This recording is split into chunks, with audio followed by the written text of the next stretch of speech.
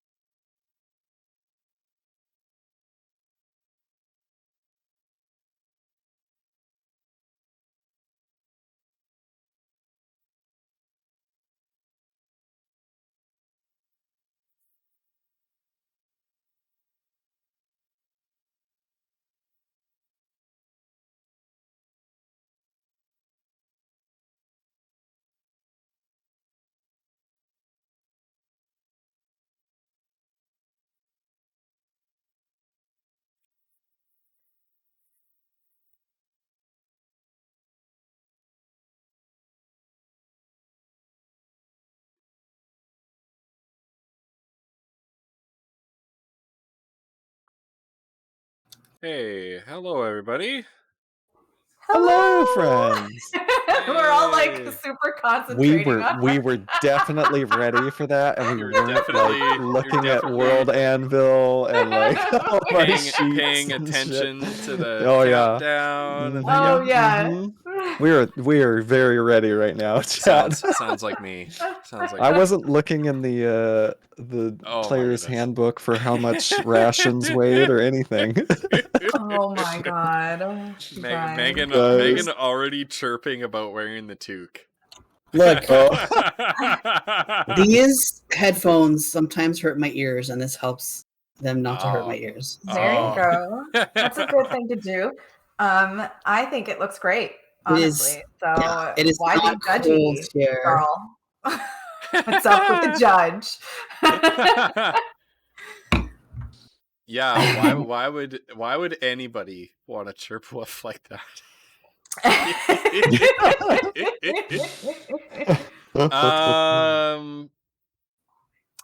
So welcome everybody. Once again, welcome to another edition of the Winds of Chaos. This is episode 40.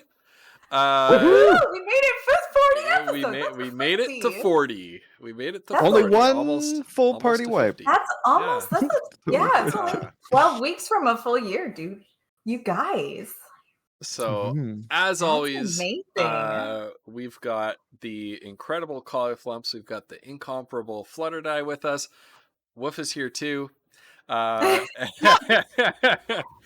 And as ever, Damn. I'm your Dungeon Master Ghost Pepper. We were going to be. I'm only going to mention this because I said a whole bunch of times last night that we're streaming on the Collie channel tonight, but yeah, we made the decision. I'm that's so okay. sorry, Ghost. It's fine. Oh no, why? Well, Not at all. I realized way too late. I was like going to stream and I was like, I don't want D&D cutting out. I don't mind if my like Valheim stream is dropping frames, but like, I mean, obviously I don't prefer that, but like I don't want D&D. You guys need to be able to hear what people are saying and stuff. So yeah. But we are not. I think we're not technically using encumbrance. I don't think. That's why we were trying to figure out. Like we're kind of using it, but I think we're using basic encumbrance. There's like, there's like an optional encumbrance thing as well, which is much harsher, and it's just like, oh god. Anyway, that's a good one. The irreverent and unmatchable. The irreverent and I unmatchable. like that. Yeah, I like that. Yeah. Oh no, this cat! No, Nevins, no. Oh god. I put the note for the back. To be fair to Megan, Woof often there's cats. Talks about how cold it is, and Texas cold is ridiculous. They weigh 2 pounds. Compared to okay. It's relative. Rations weigh 2 pounds. Yeah. A day of rations is 2 pounds? One ration is 2 pounds. So put some of them in the bag of holding if you have too many. That's pretty heavy. I put 10 of mine in the bag of holding. Oh my god. I kept 5. That's where all my weight is going. Yep. Okay, I'm putting 10 in there as well. Where's that sheet? All the rations in the bag of holding. I didn't even think that. I don't think you guys saw it anyway. Nope. Oh, no, I wasn't paying attention. Listen, you guys, I'm sorry. ADHD is a thing for me this week. I'm gonna try my best, but I'm not sure I could do as well as I did last week. Oh man. Earlier in our group chat, you said Flutter said I'm having a major brain moment right now, and I was like, dude, I've been having a major brain moment for 35 years. Right? Right? Definitely a thing. Amazing. As soon as I achieved self-awareness as a person, it was all downhill from there.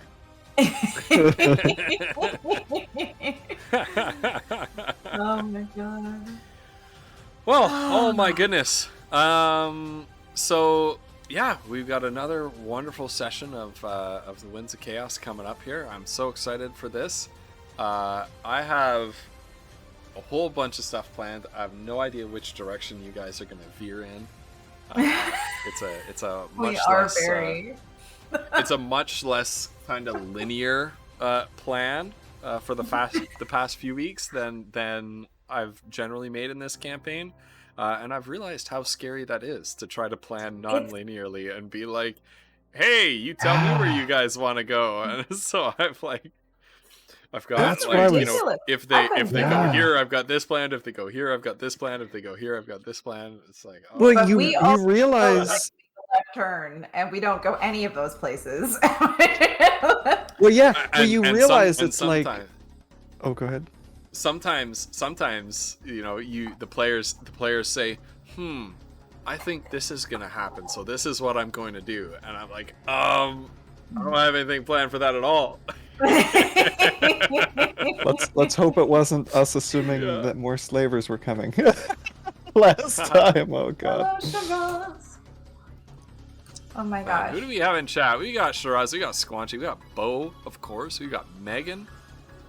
Oh, Squanch, hi, Vinyl Squanch. is here as always. Thank you so much, Vinyl. Shiraz, also thank you so much for the Prime Gaming sub. I appreciate that, buddy. I appreciate that so much. And I appreciate you, Shiraz. All right. As much as it doesn't So- show sometimes. The appreciation always shows. We were just talking about how Mazra and Kiona went back to Shea Grass, and me realizing that not only do I need to play Shiraz Shadeheart as an NPC, but I need to try to emulate the way Shiraz plays Shiraz. Yeah. It's gonna be so good, you guys. It's gonna be so bad. Okay, once I again, love inspired by, not based on. Yeah, exactly, Shiraz. Yeah. So Shiraz ends up sounding like Andrea Pantalonia. Too bad. Right. All right. Are we ready to get into this? Yeah. All right. So I got Megan. So I've got a roleplay warm-up question for you, and I was telling you guys before that this one hits a little bit close to home because it's like, so the question is, what is your character's retirement plan? And when I saw this, I was like, oh, that's such a good question. And then I thought to myself, wait, what's my retirement plan? Right. Oh gosh. Yeah. Characters in some D&D thing. Jeez. Yeah. That's so true. Don't even have my life together. Right. Don't expect me to have a player character's life together, right? I'm all drinking right, so Kung Fu Girl tonight, you guys. ooh, Kung Fu Girl. Oh. What kind of wine Get is that up there. It is a Riesling from Washington State. That's not bad, eh? Yeah. Riesling's my okay. Riesling. I like that one. They're easy I to like that one drink. as well. Yeah. All right. So while we're doing that, why don't we head on over to while we're letting our players think about that, why don't we head on over to the Winds of Chaos Redeems. So if we go over here. Oh, we're on the Y. Oh, it's because I minimized this. There. Okay. That should do it. Did that work? Yes. All right. So we're, as always, you can use your bits to influence the flow of the Winds of Chaos, a mystical force sweeping the land and transforming everything in its pathway. And so you can use your bits to either help our heroes or hinder our heroes, or generally add to the hilarity of whatever's going on. Once again, we like to try to put chat away. We're not always good at it, but this is one way that you can be sure that you're still a part of our campaign, influencing our campaign, and a lot of the best moments come out of these redeems. So thank you so much, everybody who contributes to that. But in summary, for 300 bits, you can help our heroes find a useful, mundane, that means non-magical item. For 400 bits, you can give a monster a minor mutation. For 500 bits, you can give a monster that our party is fighting a major mutation, which will give it a significant buff in the fight against it. Hey, Papacito! Here comes the pyramid. Here comes the pyramid. Nobody wreck How it. big? Oh, Okay. he's going the distance. No. Oh shit! It's happening. Nobody wreck it. Nobody wreck it, please. Hey! He did it. Freaking beautiful. He did it. All right, that's the stream. See you, everybody. There you go. No. We're back. You're so greedy. Papacito, your greed will catch up to you someday. For 600 bits, you can compel a player character's flaw. If you check out the relevant channel, there won't be a next time. If you check out the relevant channel on the Ghost Pepper Discord, the Fluttered Eye Discord, or the Cauliflumps Discord, you will see a pinned document that has all of the player character's personality traits and flaws on there.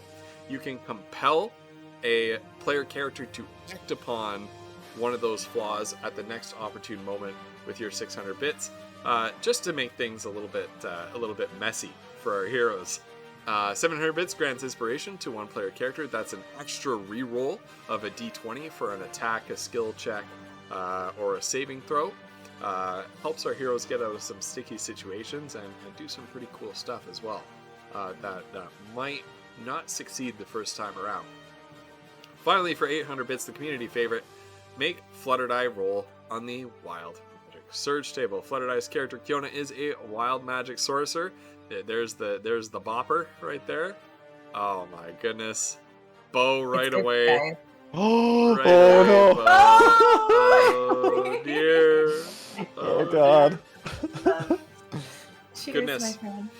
Oh my goodness. So Starting to like them, you guys. This is terrible. Yeah, so Kiona is a wild magic sorcerer. That means that she does not have full control over her magical abilities, and every now and then there is an uproar, a burst, an uncontrollable emission of arcane power that can take one of 50 potential forms. Some of them are helpful, some of them are harmful, some of them are meant to be helpful, but they end up harming us. Although we got the magic missile off on the enemies. Yeah. We actually We got did. a magic missile. We while did. we It searched worked that out. Didn't Yeah. almost wipe the party. Yeah. Right?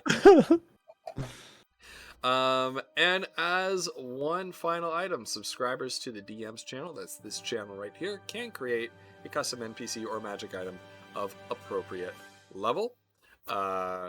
Please DM me if you are a subscriber, and let me know what you want to do. There are some good things waiting in the wings for you guys that are going to be coming up pretty soon, I hope. So I really can't wait. I just had a thought. I thought it'd be interesting for one of these types of thingies for somebody to add a thing to the Wild Magic Surge table. What do you mean? Like, like one of these redeem things. Yeah. That might be neat. That might be To like, actually, you that's not know, a bad idea. Yeah. like something. Like, I mean, it would have to be a pretty, right? Have the community modify the wild. Just a Magic thought. Surge. Yeah, or that. Yeah. Yeah. You know. Yeah, I think that'd be fun because, like, you know, a lot of them are pretty cool, but some of them, and context matters, right? Right, But, like, of course. You know, she's like, I don't know, we're trying to cross a river and she's casting some spell to help us cross, and you know, she almost turns into a sheep or whatever. It's like, I mean, I like that one. So maybe a better example would be like, oh, she gets her next attack roll is a crit or whatever, right? Like, that's like, that would be really useful in combat, but like, I don't know. Right. It's interesting. Right. Sometimes it's not as helpful. And maybe that means that there's time. I don't know. Applicable. Yeah. As we want it to be. And there's no way to like get it to roll unless you had like a table for like if she's in combat. These are some effects that can happen, and then out of combat. I don't know. I bet we could work that out. That could be pretty cool. I would like that because then it's more relevant and people can kind of get their money's worth. But anyway. I will do that, Bo. So Bo right now is they're working on a monster mutation table for us. They've got I think we're over 50. We want to try to get 100 potential. Is it? Are we over 25? We got half a table made. Nice. Nice. And Bo is trying to collect some ideas for interesting monster mutations. So far, the monster mutations, whenever there's a monster mutation, I have to come up with something off the top of my head. Usually, I'm taking a path of low resistance and giving an enemy like a few extra hit points or an extra point of armor class or things like that. But Bo has been hard at work trying to come up with some interesting and unique things to happen on the monster mutation table. You need around 10 more, Bo. That's amazing. So Bo, can you hit us with like maybe 3 examples of mutations that could happen just to demonstrate what we're talking about? Megan, we don't have enough tables. Please spend more money to make us more tables. I would be thrilled to make more spreadsheets. If anybody needs a spreadsheet made, let me know. I need to when you're up, if we can get together. I've got a particular colleague that is like the spreadsheet queen. Oh yeah, ooh. She'll be like, "Hey, check out a new spreadsheet I made." Yeah. Like that. Yeah. I'm sure like, she does. I can use this to assess the students this way, and I don't need to do any work. Now, right? it only took me 3 weeks worth of weekends of coming into school every single day off and working on this spreadsheet, but I was like, no. Hey, whatever, but that time invested is worth it. It's just like the freaking lawnmower, guys. Yeah. Like, I spent 9 hours killing myself out there to get the line laid for it, but now we don't have to mow the lawn for like 6 hours every other weekend. So it's good. I love making spreadsheets. It's a thing. I'm just writing some ideas down right now, Bo, and I'm curious to know if these are already on there. But I don't know. It's tricky because, like, as a player, I don't know. I don't know. I don't know how much Bo, I want to know. If you can give us some examples of what's already on the table right now, so people have an idea of that'd be great. Of like what you're looking for. I'm curious as well. I haven't taken a look in a little while. I took a look earlier on, but I'd be curious as to what's on there now.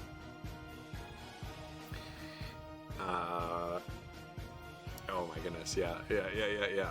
Okay, so, well, I'm just looking at what Megan was saying. Oh my goodness, that would be so funny. Okay. Oh, there they are. What do we got? Bo. Okay, enemy starts to writhe in pain as a line runs down the middle, and they start splitting into 2 like an amoeba. Oh! The enemy splits like a slime. Okay. Oh, jeez, what? The front this is fucking claws grow terrible. and lengthen, the body bloats and swells, the jaws, mouth, and neck widen, giving a toad-like appearance. Oh, man. This sounds amazing. Wow. Sounds like, almost sounds like The Thing. Amazingly bad. You guys ever see that movie? For us. The Thing, yes. Or the equally amazing Pingu version Blob? of The Thing. Did you guys see the Blob? Oh, the Blob. I had nightmares about the Blob when I was little. Yeah, that movie scared me when I was the one from the one from the 50s or the like 80s. Yeah, like no, like old school, like old, like the black and white. Yeah. One. Okay. Yeah, like Right. people like you can't even. Yeah. Well, friends, we had a role play warm up question, and that was, what's your character's retirement plan? So let's hear it. Who's gonna go first? So curious as to what everyone else is. I mean, Foodle can go first if you guys want. Foodle can go first, cause. Okay. I the look in both of your eyes was like you're both still thinking. So Foodle can definitely go first. So, what Foodle wants to do, the best result from this entire crazy journey that they're going on for him, is he reunites with his family and they join or form a small village with fun, nice people who want to have like big dinners together once a week and, prance around in the forest. And I don't know. That's it. Yeah, basically his dream scenario would be to recreate Lumbrel somewhere else. But it doesn't have to be just gnomes, right? Like just whoever wants to be. Anyway. I love that. I was actually discussing. Do you know what? Weird that you asked this question this week, because I was actually discussing with the Flutter Hubs the other day. I was talking about the campaign and what happened, and I said something about we can decide how long we're gonna stay in this city, and I was like, but it's a big city, so most of us probably aren't gonna be like super thrilled with staying there. I think Foodle is gonna want to settle down in the woods with like his folks and make like his own little like gnome town again. And so that's so cool that I was You nailed it. I did. I love it. I really hope that happens for Foodle. To be honest, he deserves it. Aww. Nice.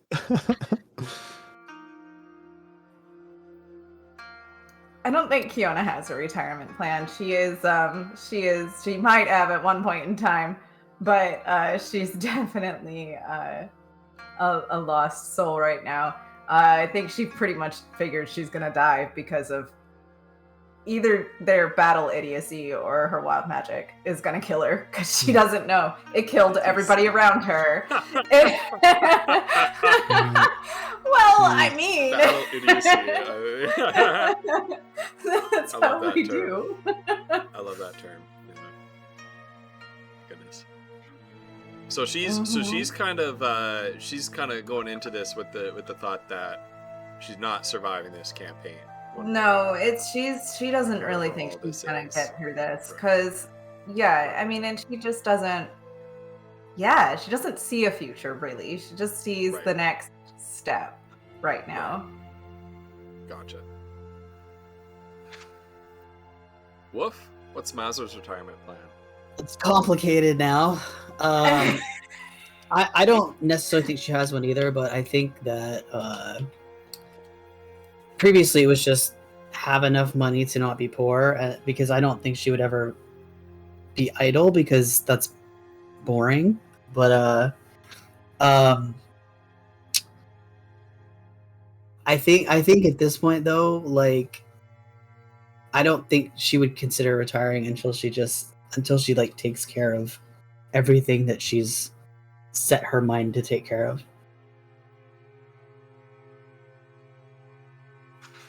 I love it. It's like a super vague answer, which is exactly what Mazur. Yeah. Actually, it makes so much sense. This is actually funny. So even though Mazra would totally be I actually think if she had employees, she'd actually pay them properly, because she knows the proper value. She knows the proper value of labor, but she would expect her employees to not fuck up. To prove themselves for it. Yeah. Right. Yeah. Yep. It's a meritocracy in here. We're not a charity. Yeah. I don't know. I thought it was an interesting question.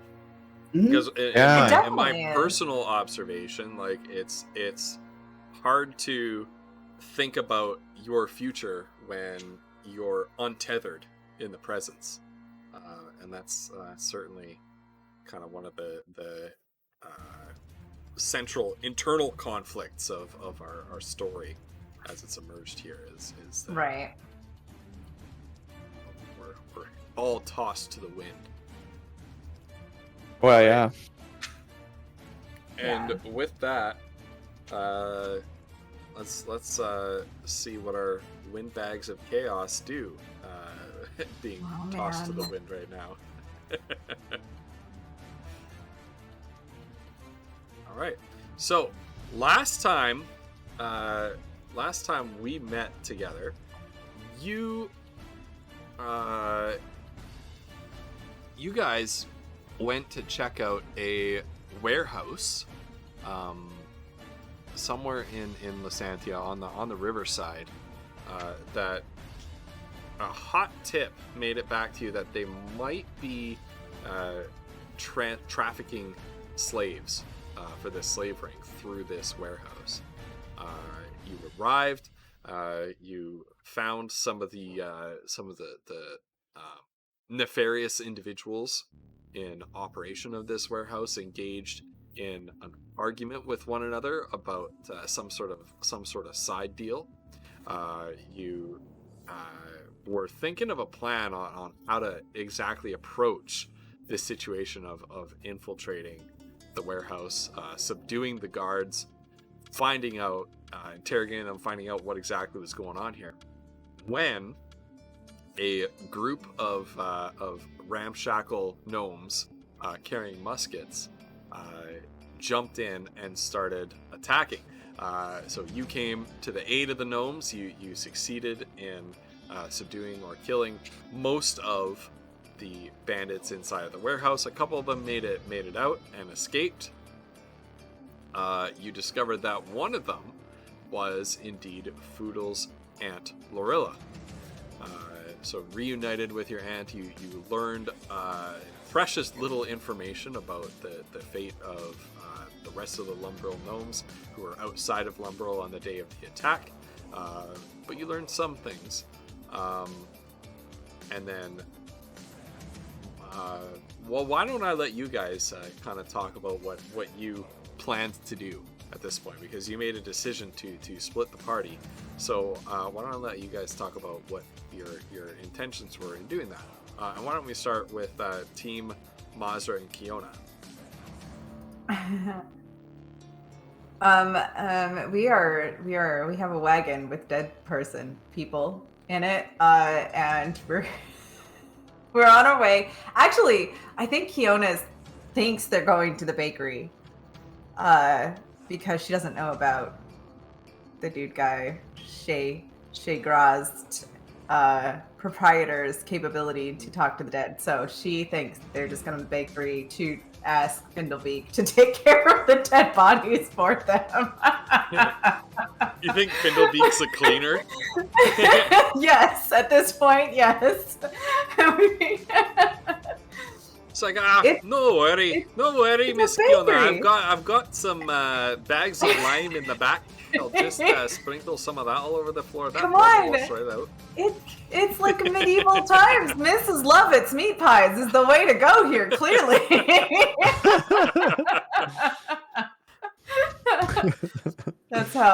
Yeah. He's normally just a bread and pastry maker. There's this randomly start serving meat pies. Not anymore. Oh god. Just expands into just all of a sudden meat pies. She doesn't know what to do with the body, but she figures that he has experience that can help them. That's what she's doing. That's how she figures. All right. So she's along for that ride. Kiona is not steering, though. Mazra is steering the cart. Well, she may need a little bit of help because, she does drive the cart. She does drive the cart. I was going to say, she drives the cart sometimes. She did, because she always sits there. She doesn't like riding horses. So. Right. Which is why her poor neglected horse is always trailing behind the cart. And we just took a new horse, too, so we have an extra horse now, you guys. Mm-hmm. And you took one of the gnomes with you. You did? At least one, right? You didn't you no. Foodle's aunt and left with an injured gnome to go to Findlebeak's to figure out how to get healed. Yeah, and they took the guy with them. Yeah, and I sent 50 gold with her. Oh, we have a gnome? Wait, there were 3 because I didn't know what healing was going to cost. There was Lorilla. There were an 3 injured gnome, and then the other gnome. I thought one of them stayed with Foodle. Yeah. Yeah, right, but that's only hold 2 on. gnomes. I don't think we ever decided what the third gnome was doing. Yeah. Yes. No. Okay. So Bilgrim, Nibis, Yasser, Bridgen. He is holed up with Foodle. We'll get to Foodle. His name's Bill. Yeah, Bill. He's the mailman from Lumbril. This is all going on the World Anvil page, by the way. This is so good. I love it. Do we have one, or is we're that gonna make one? No. We've decided essentially between Flubs and I, we're gonna figure it out. Oh yeah, I agree to making one. Yeah, this is gonna be great. Oh my god. So where did that third one go? Sounds about right. No, that is the third one. So Bilgrim's with Foodle, and then Lorilla's taking the injured one to get healed.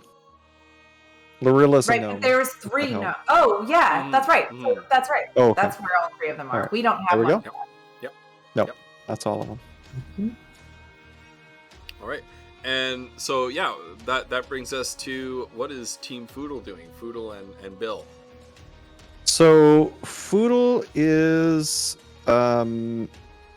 very shell-shocked, and he is trying his best to stay focused on staring through a probably foot-wide crack in a door as he and Bill are huddled upstairs in kind of the room that we came in. Well, no, I think it's the room next to the one we came in, up above the warehouse, to make sure that we're here if more thieves or slavers show up, because we kind of killed or lost all of our leads to move further. So we did ask one guy who's actually going with you guys. No, he's with your aunt. Oh, did he go with the aunt as well? Yeah, you sent him along with her and told him to listen to Findlebeak's story. That's right. Yeah, I can't remember his name. You reprimanded him to find a new line of work. That's right. I did. True, Fiddle did that. Oh God, I can't remember his name. Anyway, also Dreyfus is back there with the Thieves Guild that we left. So you guys are gonna find Dreyfus, hopefully, still with Findlebeak. Because we left him there with Findlebeak to make sure that what he told us about the warehouse was true. Anyway. I don't know if we got the name of the guy that like Lorilla tortured or whatever, but anyway. And if we did, I did not write it down like a dummy. But anyway. So yeah. I think, did we get any information from him? Like, I didn't write anything down. All I have is Merwin Stoneswarm, the female thief. He didn't know anything, right? He That's didn't what really I remember. know much. Yeah, she wanted to do an off-the-books job. It was all like, need to know this is their cell, so he doesn't know any of the other ones. So yeah. Right. So one of our plans was, one of the reasons you guys left is because Mazra and Foodle know that Mr. Shadeheart has a spell where he can speak to the dead, but we don't know what the timer is on that. So anyway. Right. But yeah, that's sort of all I know. But yeah, so I think that's Excellent. Where we're at. So why don't we start then with Team Mazra and Kiona. Start with that one.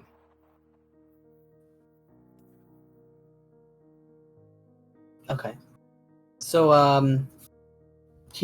Mazra would be driving them not towards Findlebeak's, but back towards the temple courtyard, temple area. Kiona will be like, I thought Findlebeak's was that way. We're going somewhere else. You'll like it. Okay. There's a guy there who can talk to dead people. What? That's amazing. It's something. That's amazing. Can you talk to dead people? No. I don't think I'd want to. It's unsanitary. I mean, yeah, I guess it's kind of not cool, too. The only thing you'll need... Do you have any magic left? Yeah. I mean, I guess. Why? You need to make yourself not look like a gnome right now. What? The owner's a racist. Oh, I see. Okay, well, then what should I look like? Is there something that they like better than a gnome? Make yourself... I can't be bigger, I just can only change into a little bit something. More attractive than you already.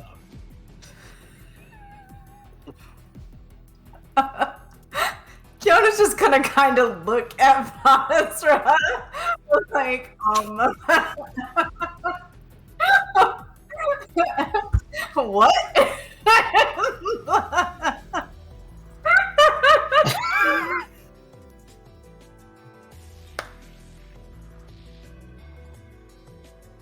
I don't even know how. Oh god. Sorry, you guys. That was. I mean, not.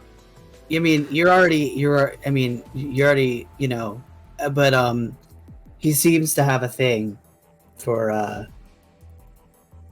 you know, yeah.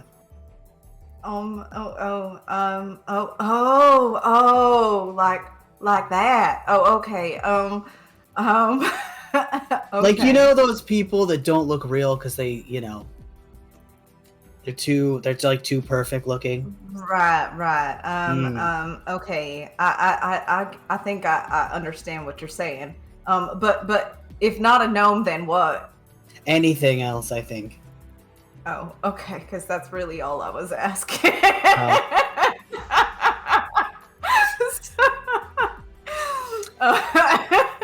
Forget I said anything.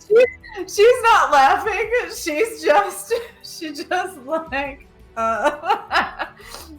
I'm sorry, that was too funny. All right, so Kiona can only cast. She can only change into something of her same size category. Is there anything else that's the same as a size category as a gnome?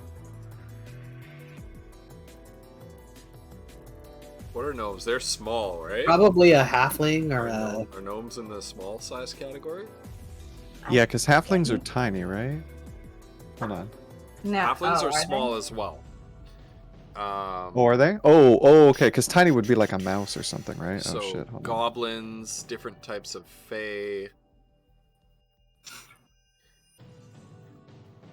The chat is not helping right now. They're just throwing douchebaggy kind of comments at me.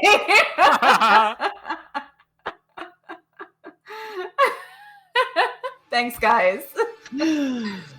Oh, dwarves? Dwarves are medium. Yeah, shoot. you could be a really small dwarf, maybe. Oh my god. Be a kid? You probably shouldn't be a kid Oh going god, into don't be a child. Yeah, that's not gonna go well. There's a bunch of other races though that I don't really have access to, so some of that might work. I don't know. You could be one of those rabbit list things. right here. Are they small? Bo, are those rabbit things small? Are those rabbit things small? The flum? What are you talking about, rabbit things? It's a D&D race. It's Oh basically yeah, you could be a halfling. you can be a furry. Oh, a halfling. Okay. I Yeah, will do a halflings halfling because she's been a halfling before and she understands what that is. I just Googled it, guys. Yeah, do it. Okay, so yes, I think she'll change into a halfling, and as per Mazra's request that she be more attractive in terms of things, she will. She's going to, because Kiona doesn't really. She's gonna have like the the tavern wench kind of costume with the low cut and the that whole thing going on. That's what she's going to change into when she does it. That does use one of my spell slots. Okay. Okay. You look real nice. Thanks. Mm-hmm. So when they get there, Mazra, could she take the cart around the back to like the door that she and Foodle went in?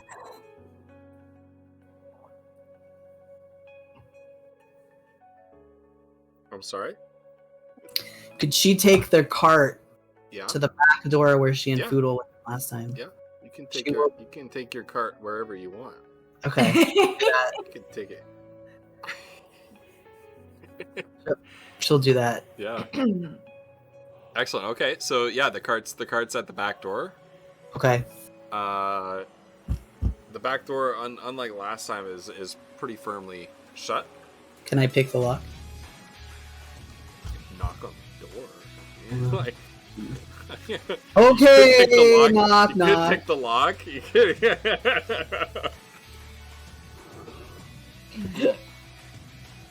All right.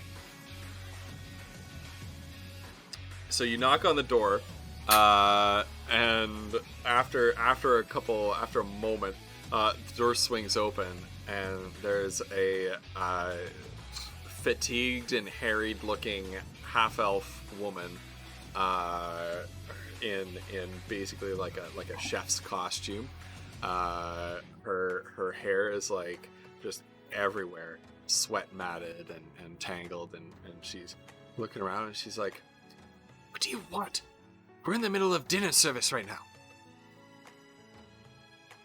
I have a meeting with your boss. I'll get out of your hair. Just let me in. Go in the front door then. Nope. I have something that can't really bring it through the front door. What can you bring through the kitchen that you can't bring through the front door? I mean, he can come out and look at it if you want. Your choice. Just come in and move through the kitchen quickly. Okay, The chef's in a very bad mood today. that's fine. Close the door, you donkey! I'm gonna if the kitchen's really busy and everyone's like doing their thing inside, once they get inside, Mazra will kind of under her breath do that kind of make us whatever, say a thing and like make a little hand gesture and also again make it smell like the oven's burning.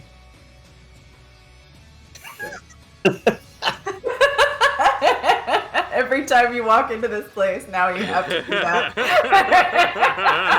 It's tradition, you know. Are you like trying to do this to like throw attention off yourselves as you're moving through the kitchen? Well, is the gnome chef? The little gnome chef is like Yeah. yelling at everyone. Yeah. Just to try and get his just to rile him Just up. trolling him. Okay. Yes. Yeah. So as you kind of enter, as she sort of beckons you inside, like the sous chef, you see the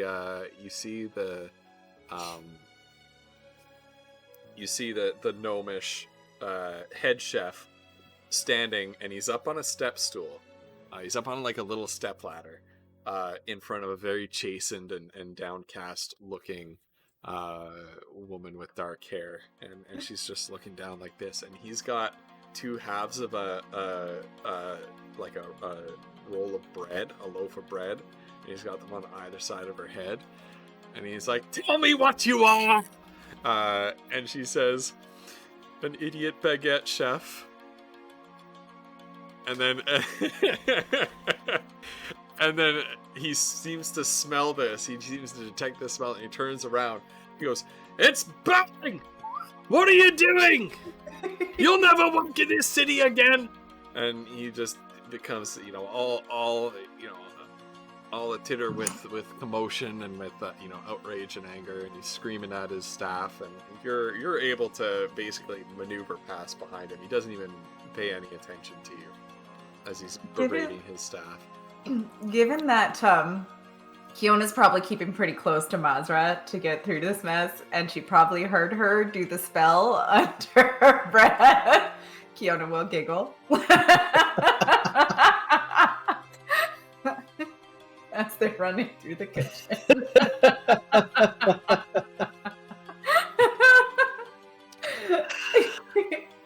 Well, I guess this is fun. At least. I do like this place. I think you'll like the inside even more. So instead of trying to sneak her way into the owner's office, she'll head them out. She knows where the door to the bar is this time, so she'll try and. Flutter, you saw Shea Grass, didn't you? Have you seen the map for it? You weren't playing, but I know that it's in the place with the cathedral, but I don't think that Kiona actually ever like looked at it and took note of it. But have you seen the map? Did you see there's like a map for it on Roll20? Oh no. I was really only listening to the streams when I don't think I know the thing. I'm following Mazra. Wait. Oh, it's dynamic lighting. Hold on. Oh. Hold on. I need a moment. I need a moment to fix this. How do I turn dynamic lighting off? I can let you guys see the whole thing. I think we all froze on your thing. Did you? Yeah. Oh. Oh no, there we go. Nope. It might have been just my computer. We're back. Okay.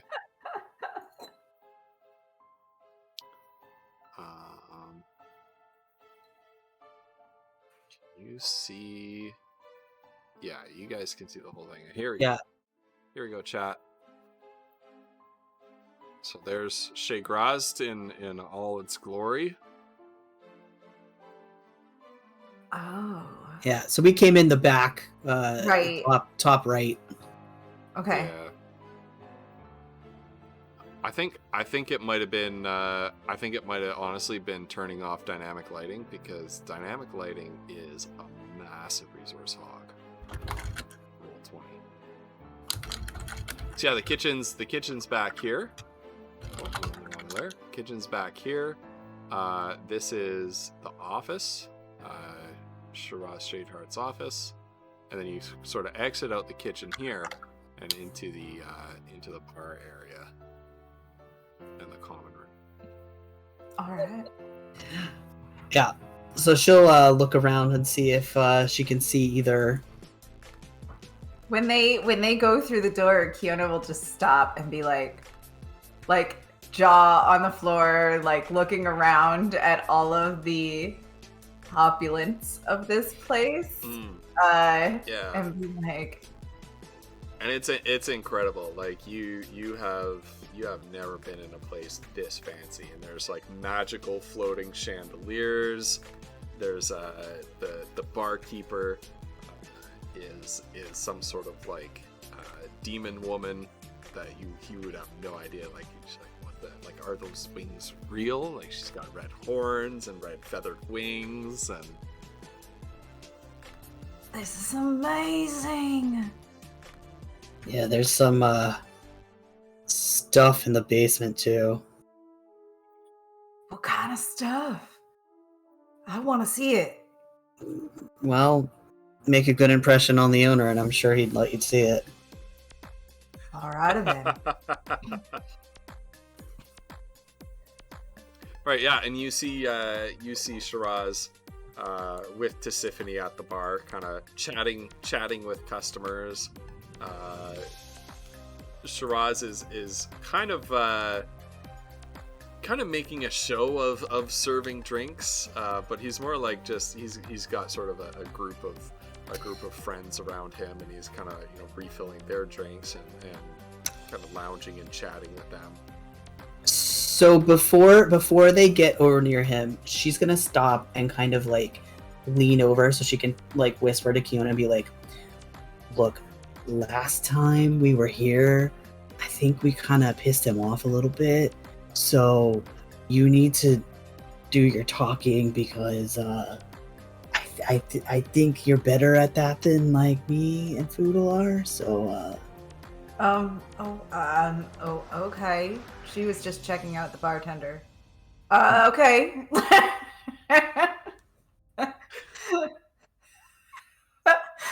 I'm assuming I'm assuming that the people I don't know how people are dressed in this. Are they dressed pretty in pretty fancy things? Not like like, okay, all right. Like, she just, so she's... This is where Lysantia's who's who comes for...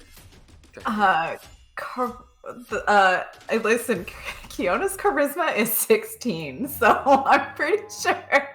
Oh, shit, that's really good. Woodless is 13? She has an ability to be an entertainer and get them a free night's room at an inn, so she... but anyway, she's like, all right, okay, well, where is he?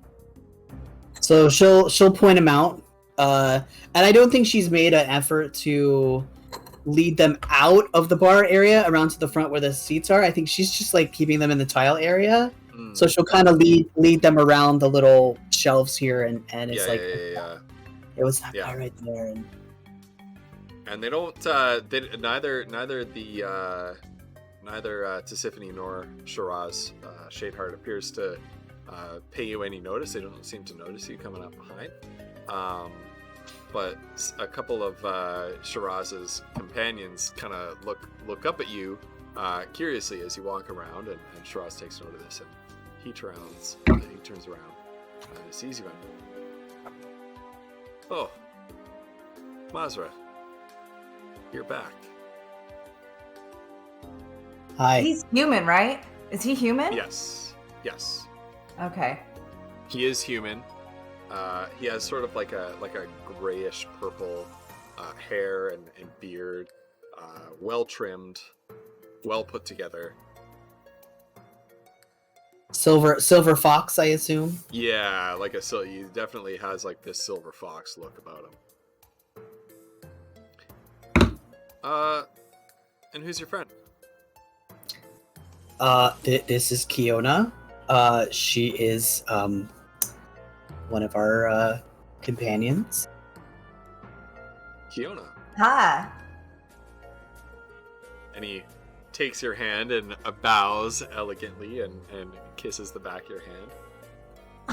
And she'll like giggle. Well, thank you. I think your place is amazing. I love everything about this. Why, thank you. Yes, it is.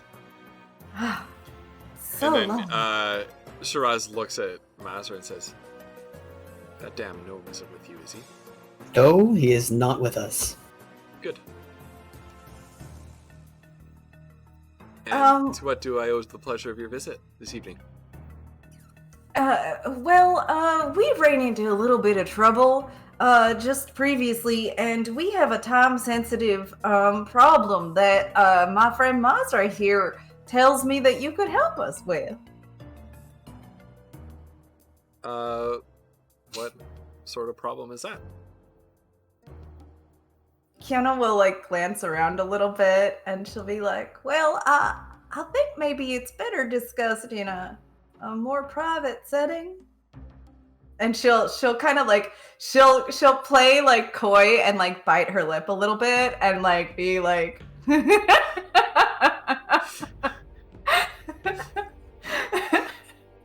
There's a flash of something across Shiraz's carefully cultivated visage. I would like you to roll insight to see what that is. Oh god, my insight's not good. You guys. I have to change the track because somebody thought it was a good idea to put like the modem dial-up sound in a musical track. What? Yeah, you can't tell. What? Shiraz is a very enigmatic man. You can't tell. You cannot discern what he's thinking. So she still puts keeping her face on, like fluttering her eyelashes. Yes. Very well. Tisiphone, you have the bar. Right this By the way, darling, and she'll talk to Tisiphone. Oh, by the way, darling, I think your outfit is just stunning, and those wings. You got all the things right. Tiffany kind of looks at you like why are you talking to me kind of expression, and then just turns and goes back to work. That's fine. I just needed to tell her because she was the one I was checking out in the first place. Now Shiraz leads you through. He kind of puts a hand on the small of your back, and he says, "She already knows." Well, she should. So he leads you back to his office. You see inside the office pretty much what you see here. Like there's a tiger fur rug, a tiger hide rug on the floor, a chaise lounge by the fireplace, a desk with all sorts of books and ledgers and correspondence on it, with a high backed over stuffed chair, and a shelf that's just full of books behind that desk. And Shiraz takes you inside, sits down behind that desk, and kind of kicks his feet up onto his desk, sort of crossed at the ankles, and he says, "Now, what do you two want?"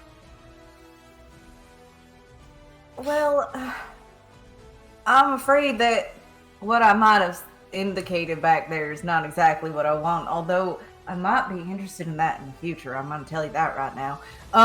Right now, though, we've got a problem we got to deal with, and it's there's a dead person in our cart that we need information from, if that's possible.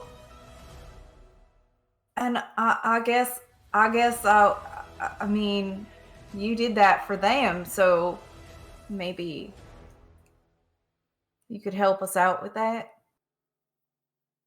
This is related to our mutual interest. We believe that this individual may have information on the slave ring here in the city.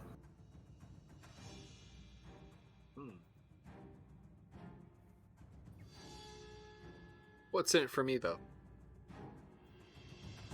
Stopping the slave ring? We proved I'm not involved. Well, what kind of influence do you need?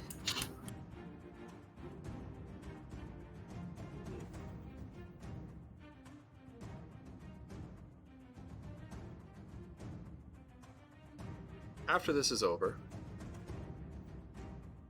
once you've dealt with all of this, but before you and your people move on, you, and he points at Kiona, come back here for a one-on-one meeting with me, alone. Yes, sir. I can do that. All right. Good enough. And he kicks his feet off the table and stands up. Where's the body?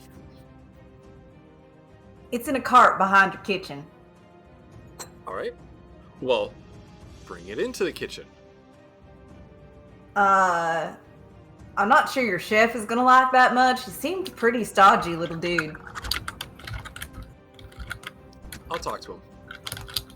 All right. He'll be okay with it. Oh, well, Kiona will get to work, and he snaps head his out the fingers door. I don't have all day. Let's go. She will head out the door, but in reality, she's still a gnome and needs help carrying a dead body because she can't probably lift all that by herself. Well, she's yeah. I mean, she wouldn't be able to do it anyway since she looks like a halfling. So right, true. Yeah. Oh, wait, hold on. Wait, no, I didn't take that spell. Never mind. Wait, what are we doing with the body? I blanked out for a second after. We have to bring it into the kitchen. After Mazra had a moment, she had a minor fugue. Mazra just blacks out. Why would Mazra have a problem like that? Mazra didn't tell Kiona that this man summons tentacles from a nightmare dimension. And you think Kyoto will be mad about that? No, that's why she's not. Wait, do we know that? No, we don't. I know we as players know that. But... Oh, okay. Yeah. No. Poor She knows the Shiraz, expectation the now. opportunity did not come up to cast that spell. We're gonna have to have him back. That's all there is to it. All right, so she'll. I'll make you this promise right now, Shiraz. I will not have Shiraz Shadeheart cast that spell until you come back. Yes. Shiraz, the player, gets the honor of casting that spell first. I need to play with you, Shiraz. All right. So we go get the body. Basra has many go get the body. regrets. Yes. Right. I'm sure they wrapped it up, and she'll just. Right. It's like in a tarp, right? Yeah. Whatever sail that they could find that was like tucked away in a box in the warehouse. And when you move the body back in, you see Shiraz kind of leaning against this wall, arms folded over his chest, and the gnomish chef is going about his business and pointedly almost pretending not to notice and not even looking towards the body. He seems to be taking this in stride.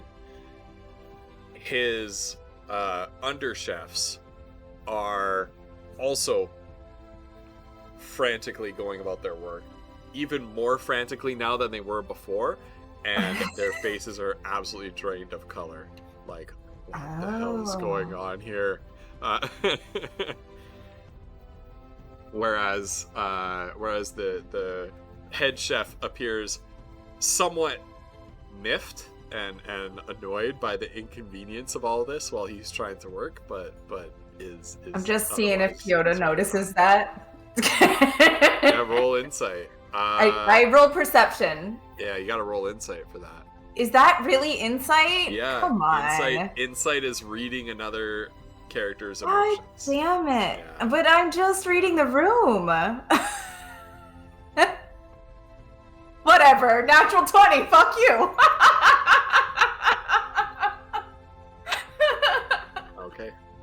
Right. That's fair. That's fair. Yeah, you notice all this. And you can see that Mr. Shadeheart appears a little bit amused. A little bit amused by the chaos he's wrought in this kitchen. So, where did he come from?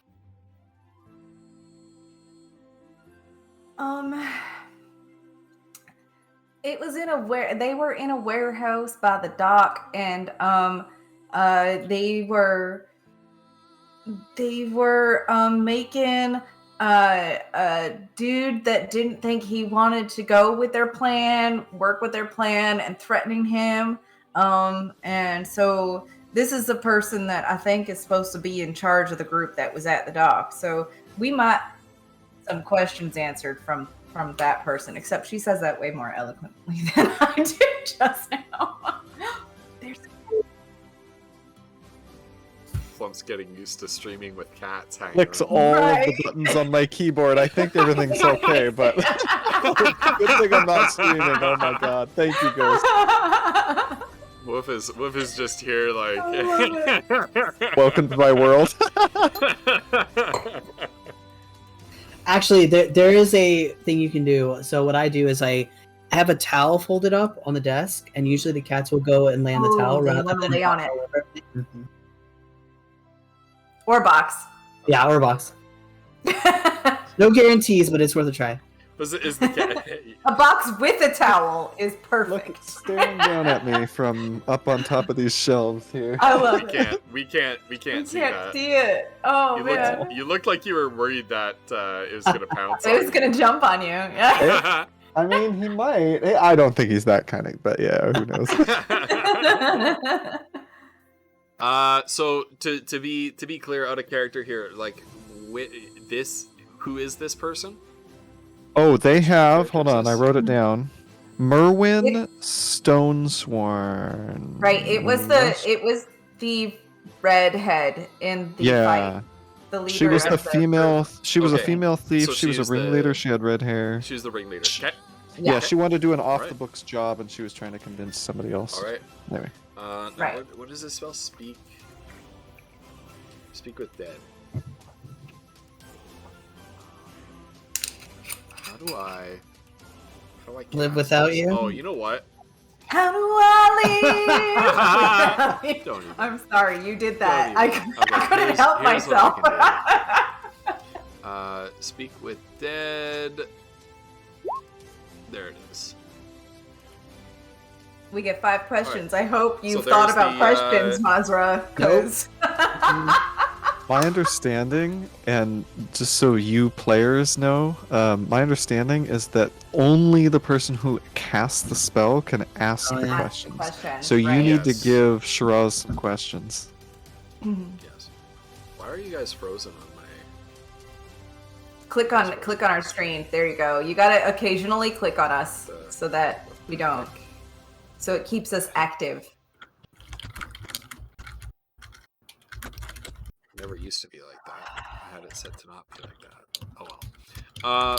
So yeah, I'm gonna basically like you two come to an agreement on what those questions are, and then I'm gonna, Shiraz will repeat that verbatim. Okay. Shiraz in chat.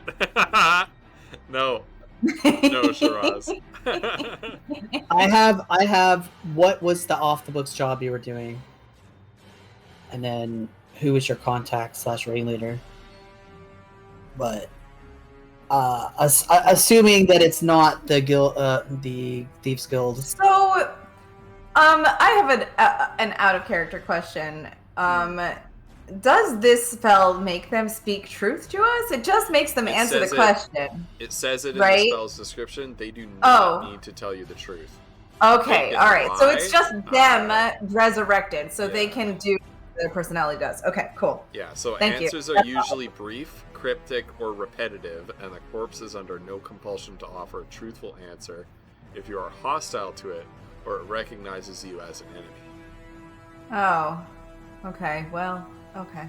But as far as I know, it kind of only sees Shiraz, so yeah. Who It knows? sees whatever's Oh around it. shit! Okay, never mind. Oh god. Yep. I mean, I don't see us anywhere on this map, so I don't know where this is happening. Yeah, it can Well- We're in it an can office, see. right? Yeah, It can see you us. guys- Okay. Yeah. We you like guys prop kinda it down up the against the ground wall kitchen. and like, yeah. Okay. Well, Kiona doesn't look like Are we herself. doing it in the and- kitchen? We didn't take it into the office? No, you're doing it in the kitchen. Oh my god. Yeah, you make for the office, and Shadeheart says, no, right here. No dead bodies in my office. Well, no. So Kiona doesn't look like herself, so she couldn't identify Kiona. And before they, She did look directly at Mazra at some point because Mazra well, was right in front of her. I think Mazra can. She still has a cast of disguise self, so she can just once before the body is raised or whatever. She'll just make herself look like a human or something. Okay. All right. Okay. So you make yourself look like a human. Mazra, you look good as a human. Kiona, are you staying as you are? Yeah, you're already Yeah. disguised. Yeah, you're already Right, disguised. but I only have an hour in disguise, so. Yeah. Okay. Let's just say that little So red. Shiraz lights a little bit of burning incense, and he kind of wafts the scent around, sort of like almost like smudging the area. And he speaks the incantation. He makes the hand gestures, and the incense slowly gets sucked in through the corpse's nostrils that were once cold, and then the body propped up in the wall in the corner kind of jerks and spasms a little bit, and then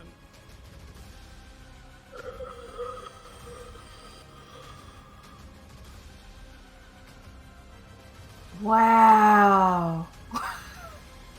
That's amazing! Kiona is like floored by this and does let it just show. She watches the whole thing with like a cute fascination. For me.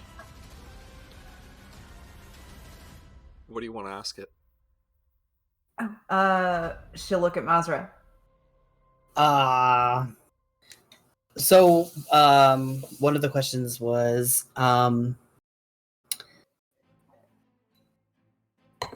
the off the books job, what was it?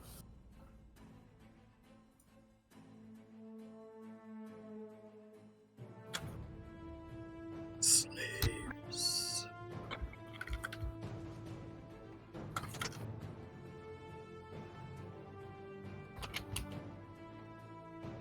And then who is leading this operation?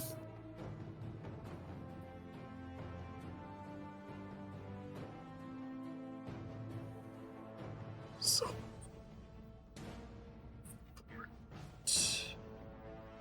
You're breaking up. Sorry. You're going to have to redo that.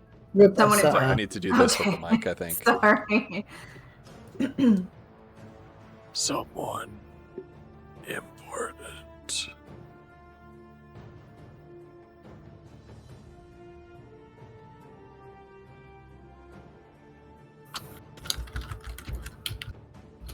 Can't we get... Kiona's gonna kind of look at Shiraz and be like, can't we get any more specific information from them than that?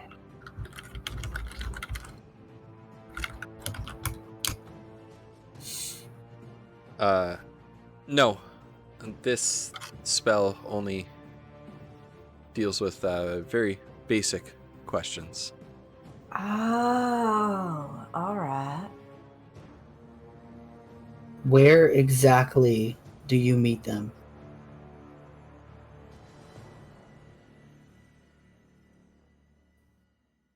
At the warehouse where I died.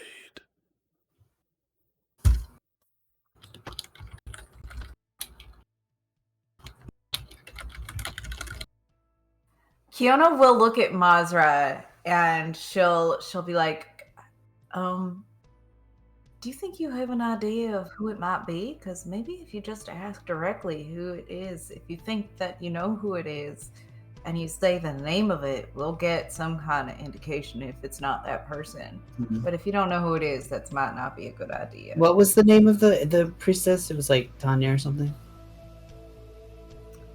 High Priestess Matilda. Oh, Matilda. Okay.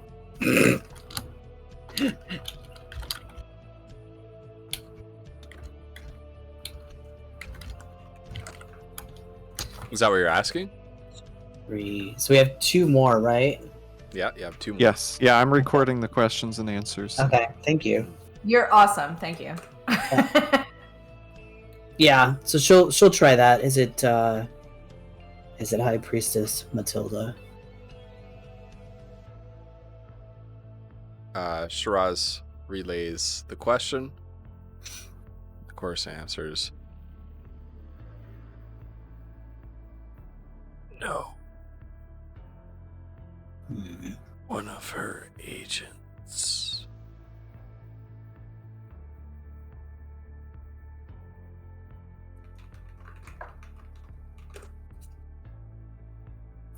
What's our last question? Wait, was that 3 already? No, we've had 4. Yeah, that's Oh. So we get 1 more. I'm really bad at this, so. What time is the next meeting? What time is the next thing at the place where you were at? Like the specific time that Foodle is waiting for right now. She'll say to Kia to Mazra. Because she doesn't know how to like translate that into like a question that works.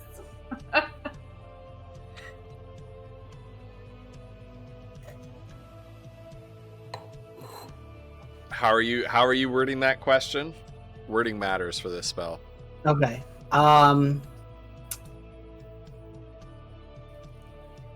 Your next. What is the date and time of your next meeting with this agent? And place, Mazra. And place. What is the date, time, and place of the next meeting of yours with this agent about the slave ring? Shiraz kind of looks at the two of you like, and he says, exactly when are you making your next meeting with High Priestess Matilda's agent?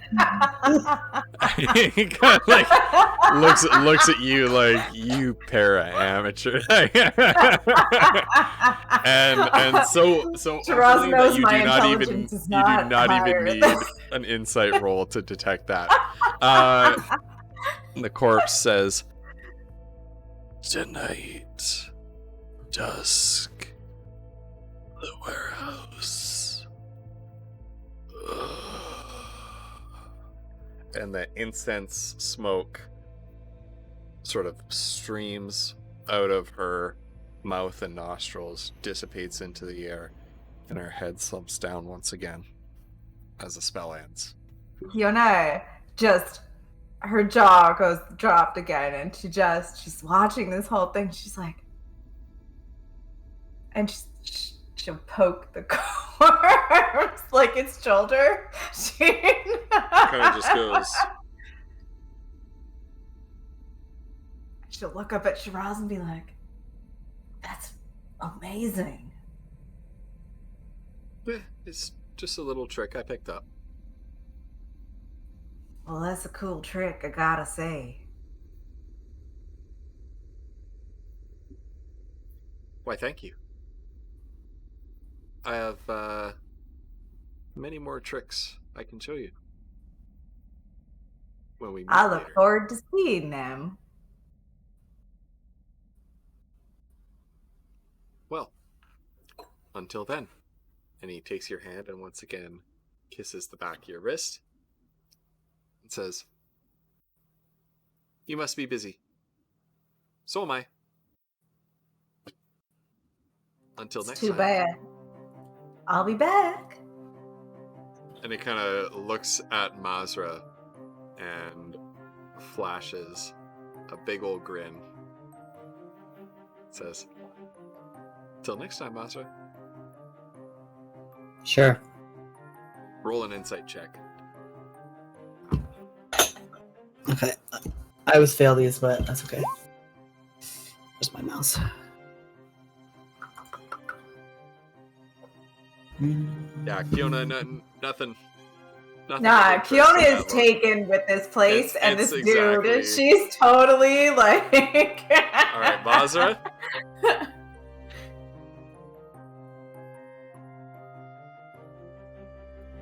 like a 0. The result is a 0. She gets a -1 on her. Oh, so you rolled a nat 1. God. I told you. I was Shiraz? like, I'm not going to use Roll20 anymore. I'm going to use these actual look, dice, and they betray me. That look that Shiraz gave you, you have never been more certain of anything in your life, Mazra. He is specifically angling to steal Kiona from you. He knows how you feel about Kiona, and he's specifically angling to take her away from you. She's going to set his place on fire. Not right now, but she'll do that. The actual look he was giving you was he was just teasing you. He's yeah. Step aside, Fieldine. New nemesis. Yeah, the look he's actually giving you is like, haha, I'm trolling you right now. What you read into that look is, she is mine. You will never have her. Oh, did we? Beautiful, guys. Is this dead body? Did we like? Is she like crispy? Like, Yeah, because she was burned to death. Did we check because of the fireball for like anything valuable? Oh, Shiraz, I feel like this He seems turns around. an awful waste. Of what? I don't know what to do with this body, but Look, we're gonna take care of it. Don't worry there's about it. meat on the. No, we're gonna take care of it. Don't worry about it. Okay. Well, Alright. we will Oh, no, handle it. No. Tisiphone can take care of that. You just leave it there. Well, thank you. Goodbye now. And he turns. I'll see you later. Mm-hmm. he's like already out of the room. This is like the That's worst really case exhausting, you know? No. scenario of like Mazra trying to be petty as shit and Shiraz not caring because she was gonna leave the body there as a fuck you, but that's not gonna work. It's fine with it. So Tisiphone, a moment later, Tisiphone walks into the kitchen. Her feathered wings kind of hanging tight at her back, folded tightly at her back, and she looks at Mazra, looks at Kiona, looks at Mazra again. You realize when you're overstaying your welcome? Well, I thought we could just talk to him for a couple minutes. I'm sorry. Roll a. He has the most vapid look on her face. A wisdom save. Oh, fuck, wisdom, you guys. Come on. Ha ha ha! Oh, Mazra, you too. oh, fine. Ugh. Mazra, you are frightened. I have had, let me just say, the last like 4 sessions, I have rolled shit. For every roll. Yeah. It's very frustrating. Mazra, you are frightened. You and Kiona need to leave now. Kiona's looking directly at her like, She'll grab Kiona's wrist and just be like, alright, gotta go, bye. oh, all right, bye-bye. I love your outfit. And she's dragged out the door. Her narrowed eyes just follow you all the way out the door. See, Kiona is genuine about liking her outfit, but she might have been putting on a front with the whole vapid trying to be. And then Tisiphone just goes and shakes her head and walks up to the body. And there's where we're gonna cut it. Let's cut to Foodle. So Foodle has been sitting there silently with Bill. Actually, I'm sorry, Foodle. Cauliflumps, you've sorry. been super patient. Can I take like a really quick 30-second break? No, you're fine. I'll be right Go back. for it. I've been Yeah. talking my throat out here. I need to grab a little glass of water here. You have. As usual, the poor DM running like 4 different characters, usually talking to each other. Right. Oh my gosh. Kiona is quite taken with Shea Grass. She may have been doing a little of her performance thing because Mazra gave her a little insight as to what kind of place this was. Mazra regrets everything. Do you want me to DM them to you, Bo? Or because I could just say them on stream. I don't care if people know because it might give other people spark ideas. And stuff. I want a mutation to be that the monster turns into a baby because people will think that we won't kill a baby, but Mazra will kill a baby. So will Kiona, apparently. Well, Foodle's not gonna fucking kill a baby, okay? So. As Good far luck as to you everybody two. knows, Kiona will kill a baby. That's true. That's true. Based on history, we all think she will. Look, we need one bizarro mutation that makes it easier. Yeah, listen, all of my wild One out of magic rolls don't 50 or count 100. like as a thing that works in the moment. So I feel like a mutation. There needs to be a couple mutations that are duds, like weird one-offs that are like out there, right? The creature suddenly has a swim speed of 100 feet around. Right, That'll be exactly. useful. But... Right. That's just like in Daikia, it's the same concept. Mm-hmm. All right, well, Bo, I've got 3 written down, and you may have some of these already. So, it gains permanent damage resist versus non-magical weapons.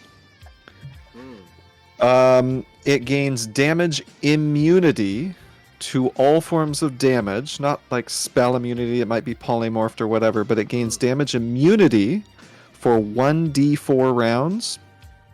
Ooh. Could make combat interesting if we're trying to, survive a clock. Anyway. Yeah. Mist surrounds the creature or something, right? Targeted attacks, any attack or spell that has a target, auto miss unless you're within 5 feet of the thing. Oh. Anyway, just I like those are some ideas that popped into my head. Yeah, those are great. Yeah, I like that. So, anyway. Good ideas, yo. Hopefully you don't have all of them.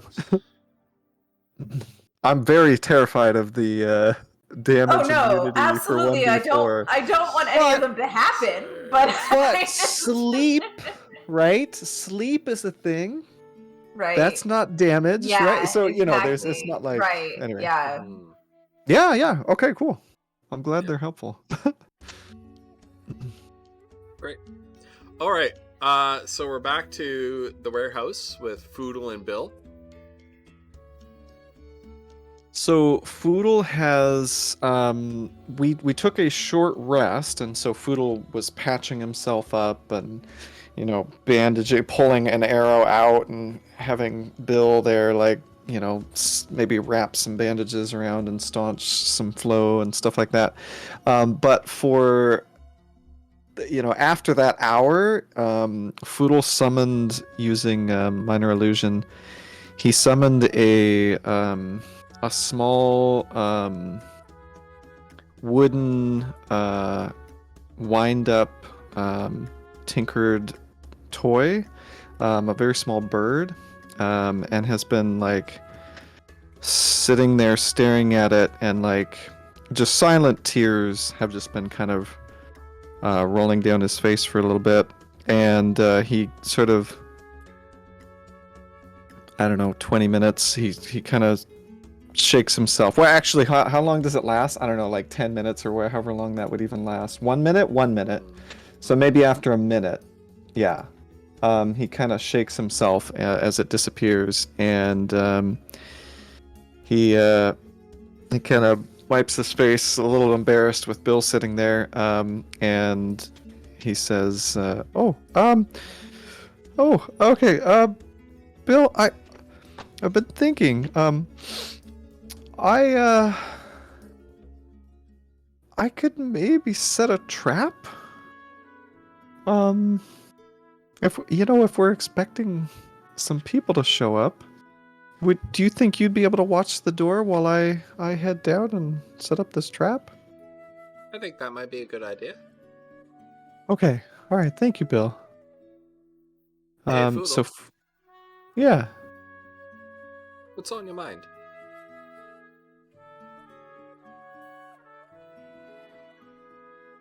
There's a lot on my mind. This must be a lot for you, seeing Lorilla again. Yeah, and obviously I'm so happy to see her. I'd given up hope. And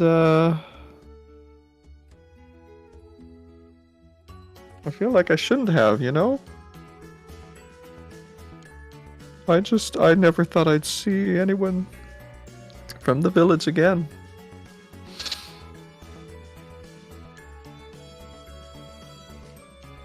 And I don't know what all you guys have been through. And I just keep thinking if there was anything I could have done. I feel like I've lost so much time. But I don't know. There's so much to focus on. We've got a lot of work to do here. We gotta get the caravan in before the winter hits, and that means we gotta figure out this slave problem. Do you wanna know what I think, Poodle? Sure. We three have been through a lot. There were nearly 50 of us that went out into the desert. 20 of us made it back out. Other than the 3 of us, there were only maybe a dozen left. Your aunt's been through a lot. She's not the same person as she was last time you saw her. None of us are. But there's nothing you could have done about that, and there's nothing you can do about the time that you've lost. We need to be grateful for what we have right now.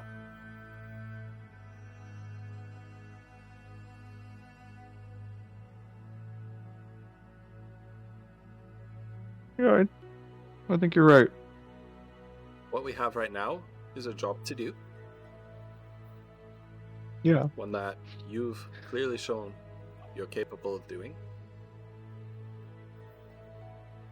And you'll see your auntie soon. Yeah.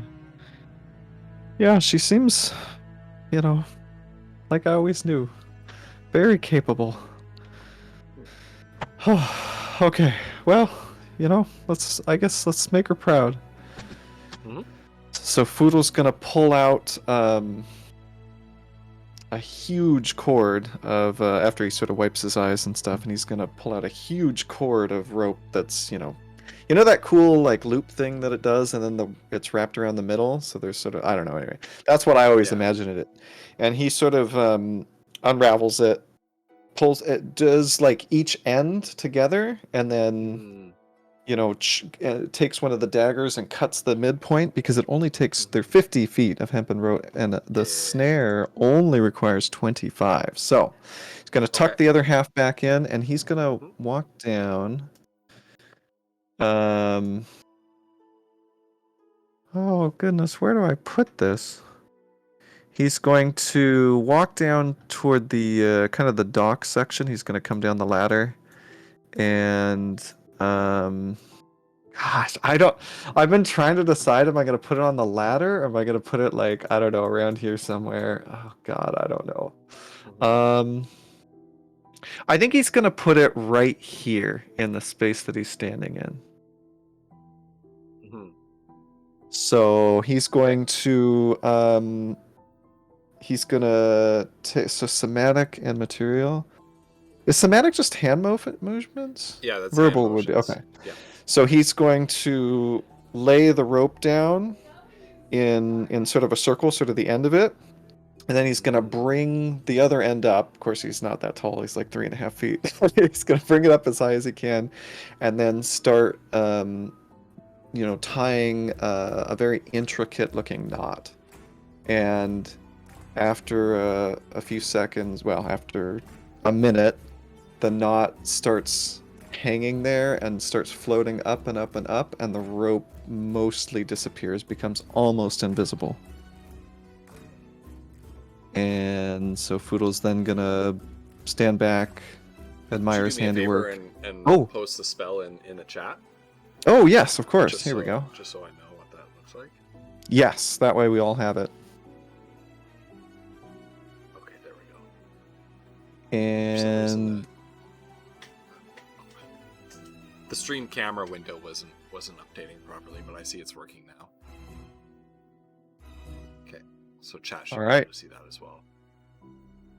And Foodle's gonna climb back up the ladder and head back into this corner, sort of musket at the ready, looking out that door, and probably chat with kind of he's sort of gotten over his I think Bill definitely helped him out there, and so he's gonna just sort of talk about the village with Bill for a little bit.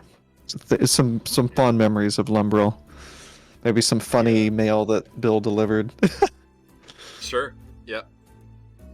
Postmaster Bill, at your service.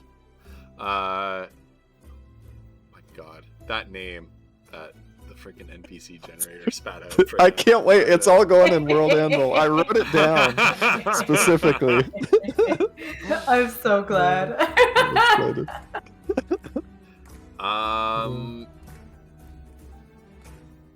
Flutter and Woof, are you coming straight back to the warehouse, or are you thinking of stopping elsewhere to buy any supplies or anything like that? Foodle reminded me that we have some healing potions to pick up. Maybe we could do that on the way back. What time of day is it? Because Kiona will base her. Yeah, it's late afternoon. Late afternoon, It's so getting timing on is towards the meeting. Yeah. Okay. Figure you could stop to grab these healing potions, but it might make things a little bit tight. Kiona will kind of look at Mazra and be like, "What do you think?" How many do we have? Right now, we've got what happened to my thing? Sorry. We I don't know. I think that we only have like one in the bag of holding. I got two. I'm not sure how many Foodle has right now. Yeah, you got it. Are you able to see that? Yes. Okay, there it is. Sorry, I should have put something there. That's my bad. No, it's just updating really slowly on the stream for some reason. This window is not being. Normally, the camera window can update without me clicking on it, but tonight it's not doing it. It must have been like a Windows update or something. An update to Edge fiddled with some of the settings or something. Well, if we think we have enough, I think we should back. The most amount of time we have, the better. Sure, we'll get them later. Okay.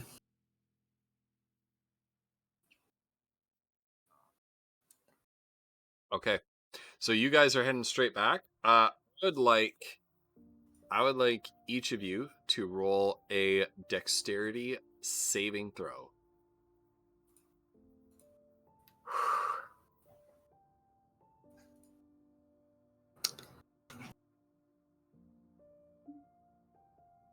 Oh no. Given my roles lately, I apologize. Thankfully, Kiona used to be a lasso and Bronco enthusiast, so she has good dexterity. Look at those rolls. All right, and so you advance up to the warehouse. You can kind of see. Why is it doing this? Why is it doing what? Why is it doing this? Freezing things up? Oh yeah. Yeah. Is it gonna work clicking if on I the screen. put this over here? Just keep every now and then clicking back. Yeah. Keep it an active window. Just see. Hey, Salem. All right, there we go. Okay. Apparently, if I put them on my other monitor, then that works. Oh. That's interesting. What the heck? Okay. Whatever. Okay. Microsoft Edge, if that's how you want to be. Okay. So you begin to approach the warehouse. Dusk is rapidly approaching. The shadows are getting long in the streets. The sky is turning from blue to shades of orange and yellow and pink and red. And you see the warehouse in the distance.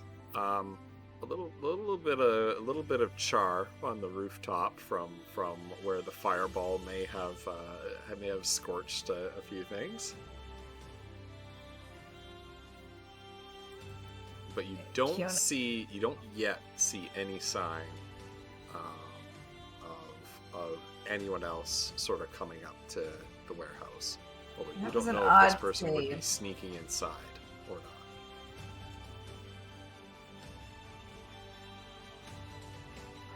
You're muted. You're muted. Oh, you're muted. We should probably stash the wagon somewhere safe. Yeah, you're right. So they'll find a spot like a block away to just park the wagon and tie up the horse. I think Majra will suggest going back in the window that we came in the first time. Yeah, and actually, you guys would be up here. I've got a question. Yeah. How long has it been since Kiona cast the spell to change herself before we went into Shea Grass? Oh, well over an hour. Okay, cool. Yeah. I think you said you had an hour. Yeah. It's been a couple. Just double checking. Cool. Yep. Okay. So we'll park the wagon and tie up the horse. Okay. And what are you doing next? Heading toward the warehouse and trying to get toward that window that we went in the first time. Yeah, we were gonna try to. Okay. Yeah.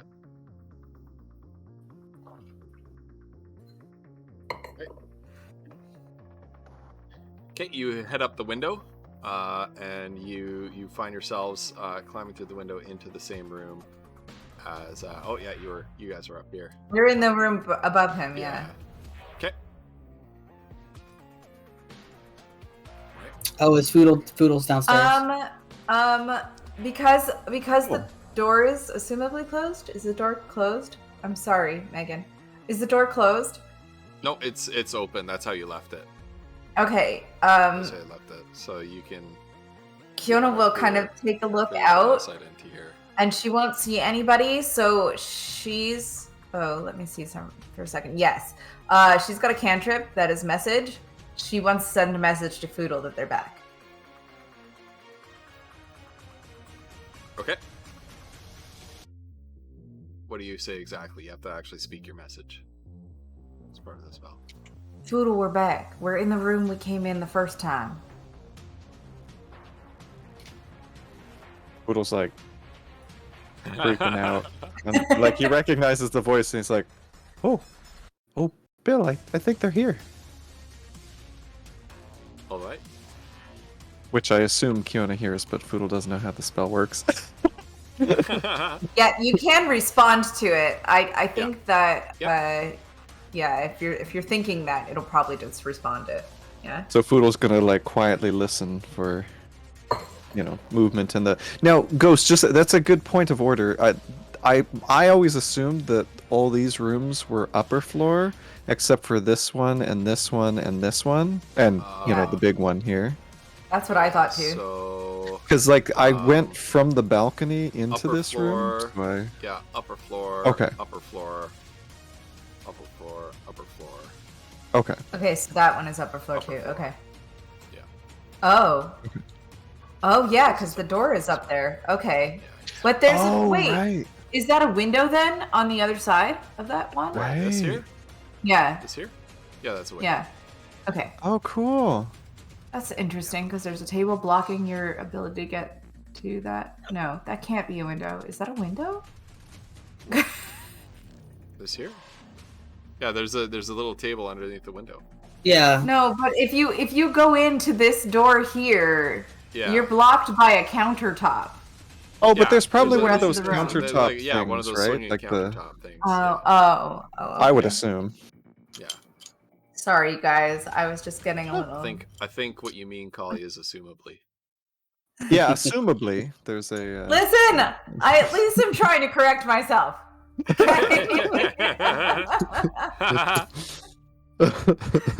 That's right, Striker. You've trained me to apologize for saying it now. Baby steps. We've gotten that far.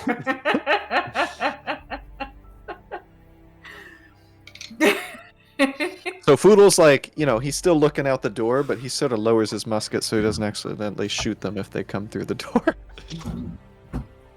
Right. Kiona will be like, "Where are you?" In message.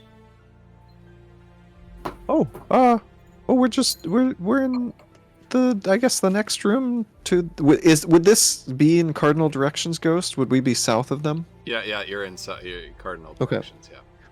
We're in a small room just to the south of the room that we entered, just from the balcony. Can you hear me? How does this work? Can I just keep talking and you? Wait, no. This is probably better. Okay, I'll stop now. I can hear you. It's fine. I think we'll stay in here. It's probably a good idea if they don't know that we're all coming from the same spot. Oh, They're coming okay. at sundown. At dusk. Oh, she Oh, at doesn't know dusk. she's saying that. Oh, okay. At Oh, dusk. wait. Does that mean that you talked to Merwin or whoever? Yeah, it was The dead so lady? cool. I know message is only supposed to be like a short message, but Is it a cantrip? I'm assuming she's this like, is it's a cantrip, so she just Oh, keeps it's a It's casting cantrip, so you it just to keep send it back. recasting it. Yeah. She just I like how you two are like practically through the wall from each other. Oh yeah, I know. Like literally. Using magic to talk to each other. Amazing. Yeah. So different than seriously. using, like texting someone in another room, I guess. Right? Yeah, that's exactly. Oh, it was so cool. They talked. Oh man, I And then found you that couldn't. so creepy. Oh, okay. Also, And at seriously, that well, moment- thank you, Raiders. I've been doing some rolls in the background. No. Oh god. Oh no. that God, moment- fuck. You hear the snap of a rope as the trap triggers. Oh shit! And it is hold on, let me move this guy to the Actually fucking first of worked. all, yeah. It did work. I had to actually do You put it in the right spot, man. Yeah. I did some behind the screen rolls. I rolled to see if this dude detected it. And he did not. Oh. So yeah, you hear this like sudden snap of a rope go taut in the other room. Foodle, you see this. Kiona, do you see this, Kiona? Is our door open or closed? That's the question. It is open. You see this, Okay. Kiona. Mazza, you do not. Does she hear it? You just hear the sound. Yeah. Can I have her just go to the floor as a reaction? Foodle and Kiona, you see, this is a freaking parade of nightmares right here. You see this this individual wearing some dark robes suddenly get snapped up by the ankle, hoisted into the air, and is dangling from the air. The rope kind of bounces him up once with the force, and he as gravity takes over, comes back down. The rope snaps taut, arresting his fall quite suddenly, and a vial of some kind of liquid falls from his pocket, falls from his pocket of rope, and he failed his dex saving throw, so he goes, oh, no, and reaches for it. It hits the floor, shatters. This massive roar of flame engulfs him. Oh no! The first time you ever use a spell, and this is what happened. It's so good. Oh my god! His screams just as he's burning in this massive explosion of flame that consumes him. And the fire, it's not a sudden burst of flame and it goes out like a fireball. It sort of grows and blossoms and maintains itself, swirling in place, and then it gradually coalesces into a semi-humanoid form. Oh god. Oh, it was good and then it went bad. Oh yeah. Oh no. Wait, what Hey, the? this is still positive for We're us. still, We know that it's we're still there. hidden though, okay? we Right, got this, right. you guys. That's yeah. They're definitely going to be on the lookout, but we are technically. And this upon creature seeing it coalesce into this form, appearing- Kiona will hit the floor. Like Mazra did. Like Mazra did.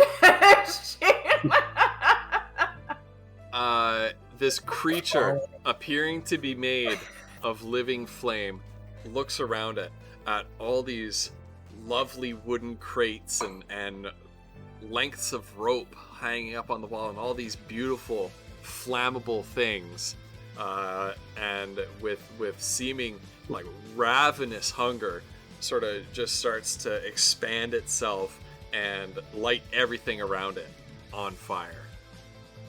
Kiona will turn to Mazra and like, we gotta get out of here now.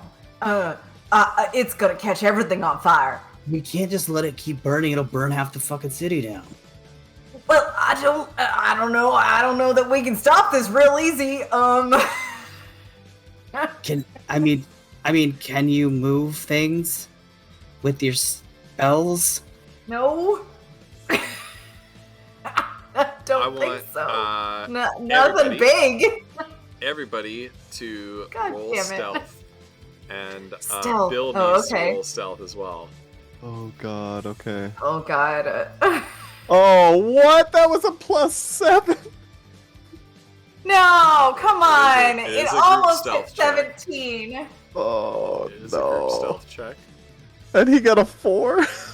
Bill. I Bill's, dropped like, the clanging lowest. I dropped the lowest. Alright, Mazra. Please get over Let's hear 20. it. Let's hear it. Let's hear it. Let's hear it. Got an 8. Oh. Yo. Oh my God. I'm telling you, I don't know what it is. Lately, my dice, like, I even tried another dice, and I keep rolling You crap. guys definitely failed that group stealth. I'm having issues here. So as you're laying there, kind of whispering, Kiona and Maz are whispering to each other, "What do we do? What do we do? We gotta," right? Debating what you need to do.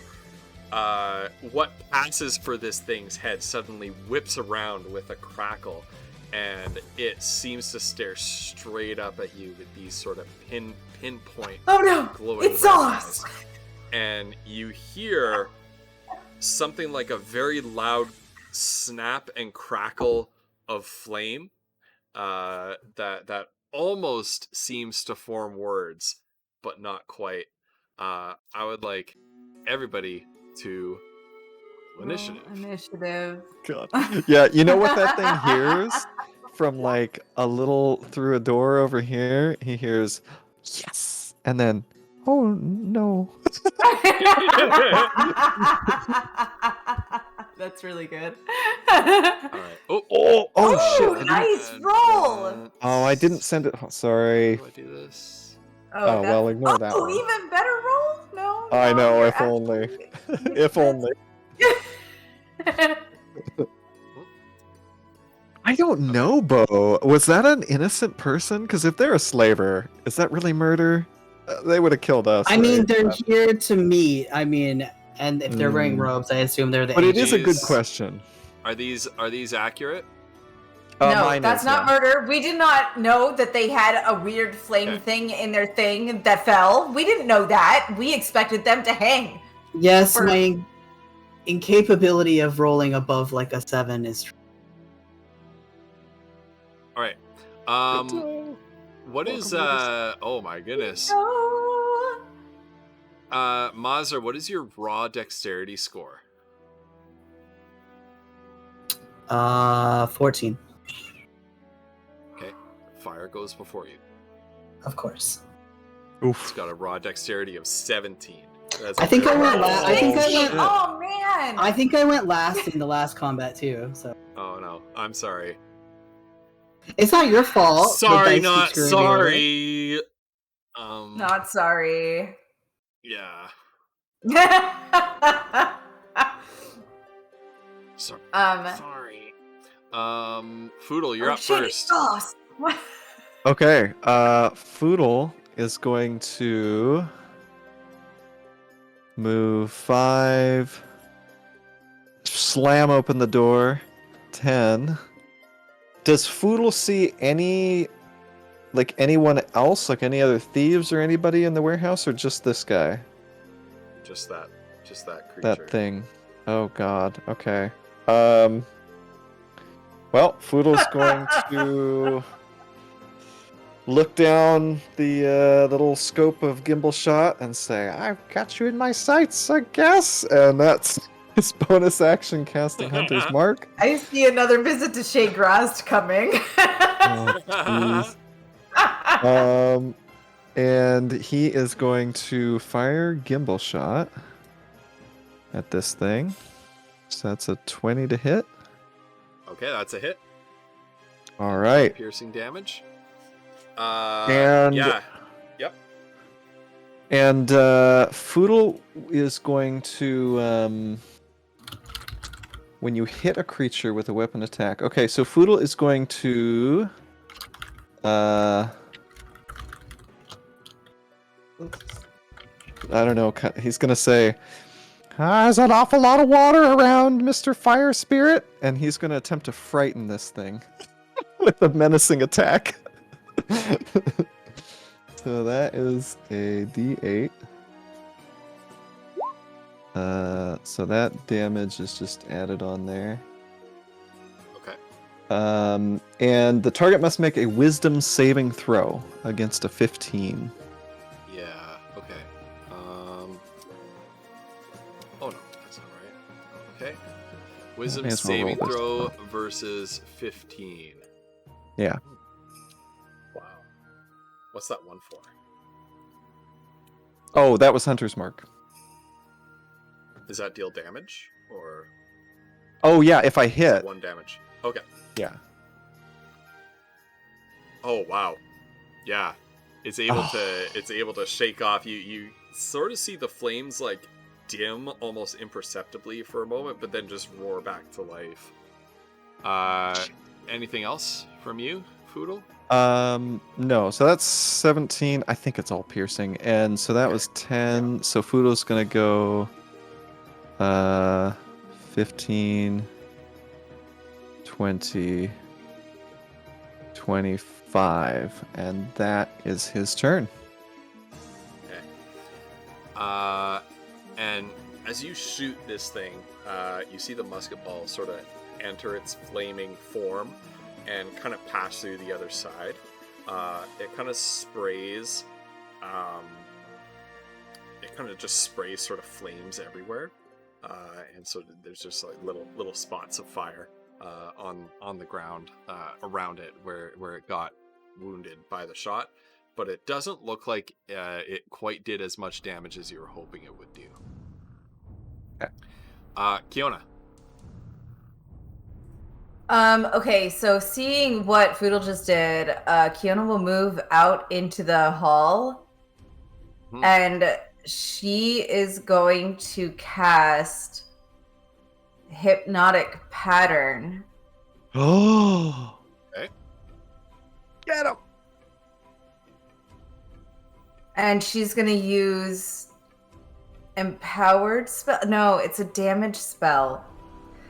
You can't use Empowered Spell for a spell that doesn't do damage. Is that? Well, what does Empowered Spell do? When you roll damage for a spell, you can spend a sorcery point to. Okay, all right. So I can't use that. All right. I just wanted to make sure. Okay. And I already used Ben Luck today, so I guess we'll see. So she's gonna cast a Hypnotic Pattern, and the thing has to make a Wisdom saving throw. Oh yeah, sure. There we go. Yep.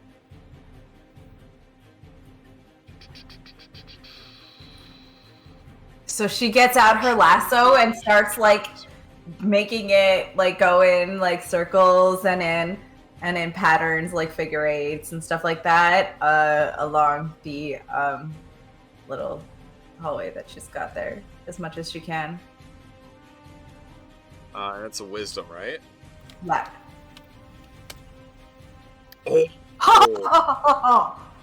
Oh. And you see this thing like start to sort of move towards you, but then this hypnotic pattern of beautiful light appears before it, and it becomes transfixed. Just sort of kind of the fire swaying back and forth as the pattern moves around. Please, Kiona, roll your d20 to see if a wild magic surge triggers. Yeah. Got you. Oh, 19. That was so close. Oh my god, that was so close. Did you see the thing? Yeah. But you know what? Bo paid. Bo paid. So That's true. gotta give Bo what they paid for. So you suddenly feel magical power swelling up inside you. Magical power brought to us by Bo the Distance. What has Bo won?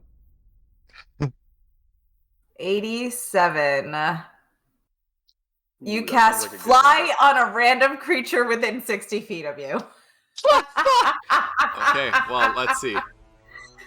I cast. Hold on a minute. I have this here. Okay. This is what I cast on a random creature within. It could be anybody here. So right? roll a d4.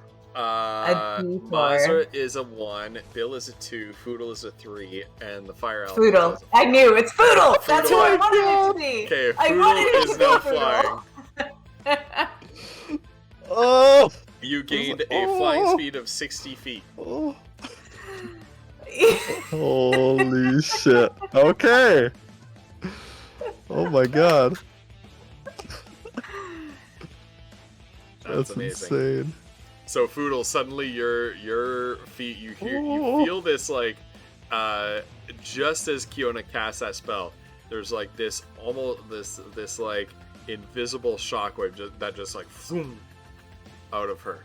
And everybody else feels a little bit of a tingle in their belly. But Foodle, suddenly your feet sort of leave the ground, almost like you've gone into like zero gravity. You're just sort of starting floating in the air. As it happens, Kiona kind of realizes it, and she's just sorry.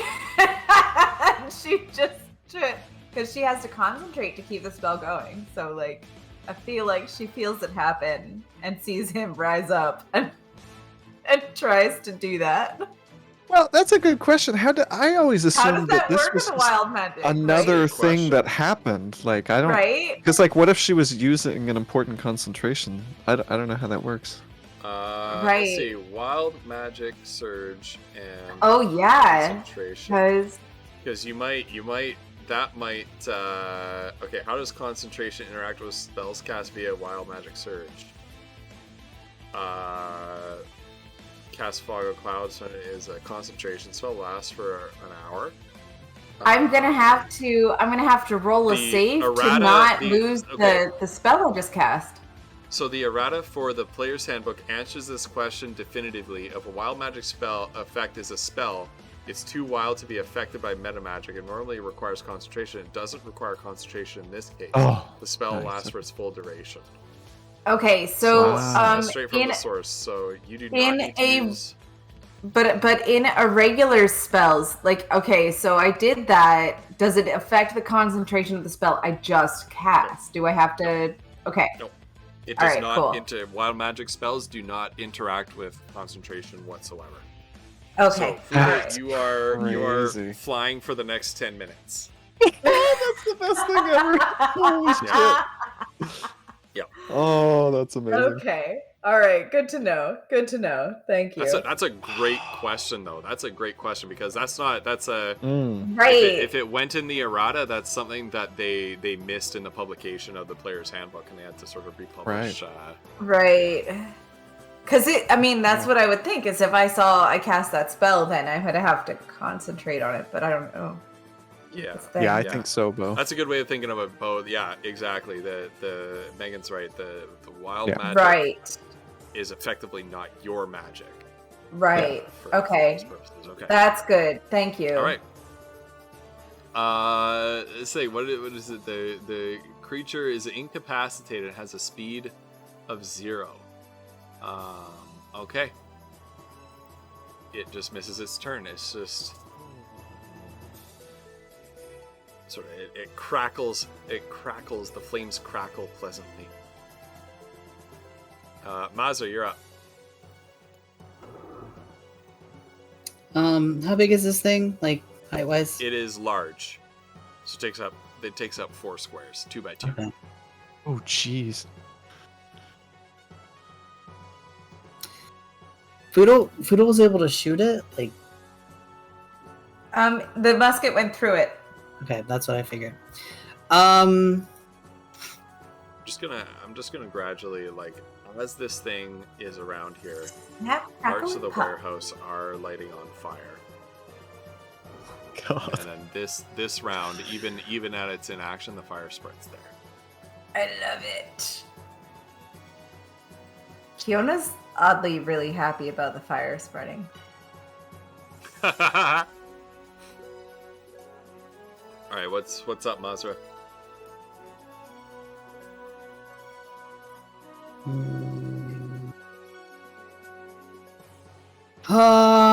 In this place, so Masra's gonna like.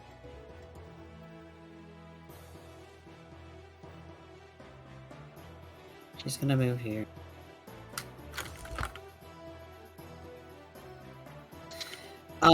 During her earlier investigation of this space, when she was looking for loot and stuff, did she find any evidence of barrels of sand or water or anything that would be all useful in this situation? Right, because she like crit rolled her investigation earlier. She did critical roll on that one. Yes. I remember that being fucking weird. Apparently, there's no barrels. Yeah, there's no barrels of water because there's lots of water right here. There were some the sacks. There were a bunch of sacks on here. There were sandbags. Yeah, these sort of red satchels right here are sandbags.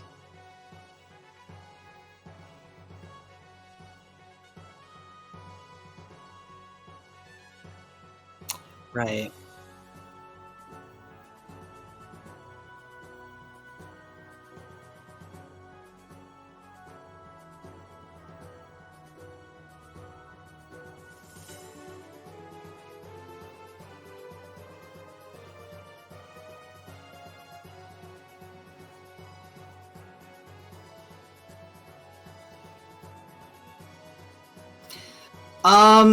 Let's be honest, I don't know, because like if it's a large creature, I was gonna have her, because I don't think she can damage it.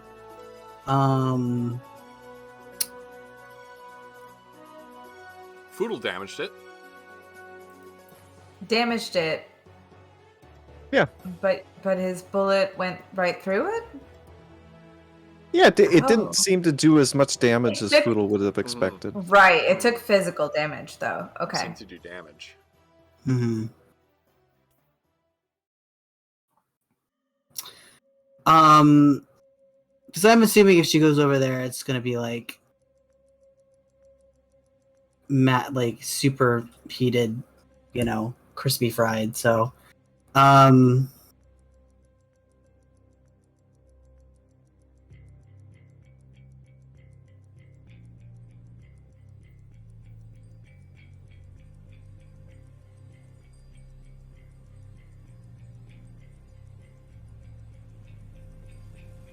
yeah, I guess we'll just try to shoot it then. Okay. What's she shooting it with? This crossbow. Okay.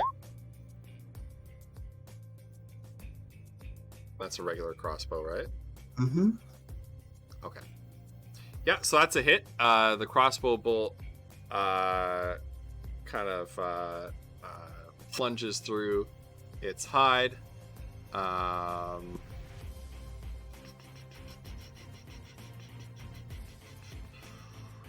Yeah.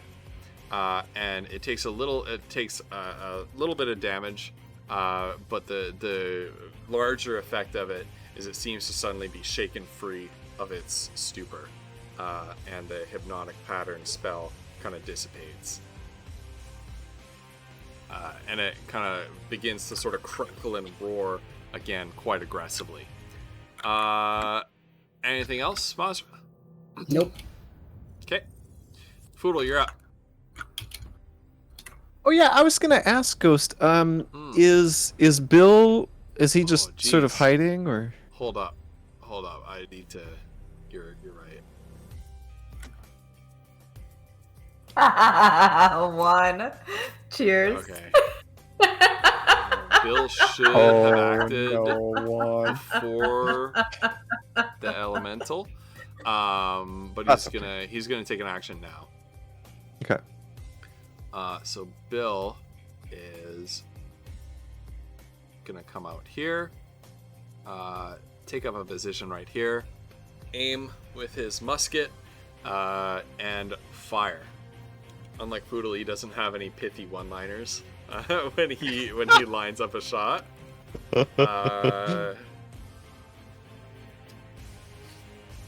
And the musket ball misses wide. Right, Foodle, you're up. All right, Foodle's going to kind of collect himself and go, oh, and try to think himself out the door, sort of along the roof. Yeah. You can move 60 feet. Right. Move action now, That's and 10. You don't need to worry about things like terrain. So you could just fly out into the air over here, wherever you want. That's amazing. Now, you probably didn't plan this, Ghost, but No. Foodle wants to go kind of as high up as he can. How high would the roof in this area be? Yeah, I didn't plan for. Let's call it one more. Let's call it one more level of elevation. Okay, so kind of 30 feet. 30. Yeah. So okay. No, not or 30. 10 to first. One more. Line, yeah. So 20 to the So it's like 20 to the roof from Go the ground 30. from the once again from the ground level to the balcony. That distance again to the roof. Okay. Oh, so 20. Yeah. Okay. Yeah. All right. So Foodle sort of floats out the door and looks at Kiona and goes, and then bonus action reloads as he floats off in this direction, and is going to does that make sense? Frickin' little red-headed gnome Peter Pan here. with I know, a musket. He's just I gonna wore my float. Wendy dress tonight. This works. He's just gonna float all the way out over the water, just in case shit hits the fan. And he's like, does the Robin Williams Peter Pan flight? He's like, rat-a-tat-tat, say hello to my cat. Yeah, basically. Bangarang! I don't know where Kiona just spits out Bangarang! And she's like, I don't know why I did that. Maybe magic did it. I don't know. God. So Foodle bonus action reloaded. He's done some floating around, and now he's gonna fire gimbal shot at this elemental fire creature. Oh, is that a natural one? That's it's okay. A natural one. I kept inspiration for this. Thank God. Okay. So we're gonna try another. Yeah, we're gonna keep He's your gonna damage focus. For the first shot. Yeah, which is totally fine. So he's gonna focus in. And thank God. Okay, so no more inspiration. So that would be Hunter's Mark and Colossus Slayer. And Foodle is going to use another superiority dice. I don't even know how this would work, but he's going to try a trip attack. I don't know if this thing can be tripped, but we're going to find out. There's only one way to discover this. So it needs to make a strength saving throw against a DC of 15. Okay. Did you roll your superior? There it goes. I heard it. Yeah, sorry. I was just tapped out. Can you total that up for me while I roll this? Yes.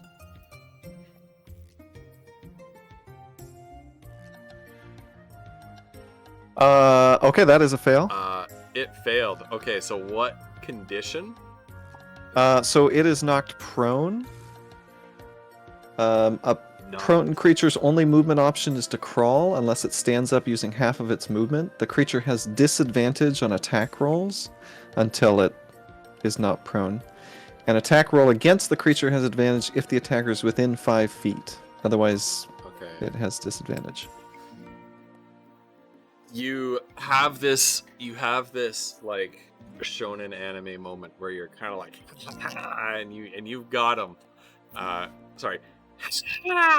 And you've got him dead in your sights, and you hit this creature with the bullet, and it kind of sways and moves, but it remains upright. This creature is immune to prone. Ah!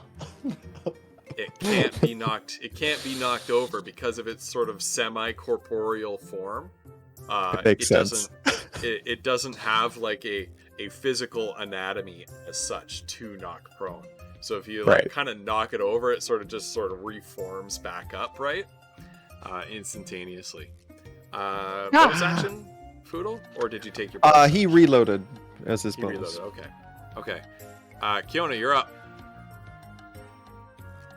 Okay, it's time. It's time, you guys, because I don't know what else to do. Because all of my spells are fire spells, and I don't think that's gonna work against this thing. So, I am going to, hold on, I need to, oh my god. You never know, they do say fight fire with fire. Well, they do, but Fiona isn't one of the people that says that, so This is 15, 20, 25, 30. She's got 30 space, right? 5, 10. Yep. Fuck.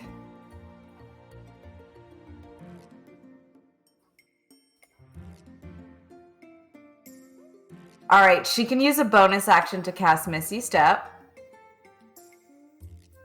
Okay. And she's going to come down here. And I'm sorry, I was just looking at the rules of the thing.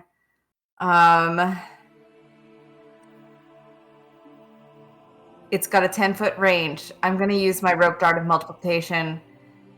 And I am going to do the thing where it shoots the 3 things.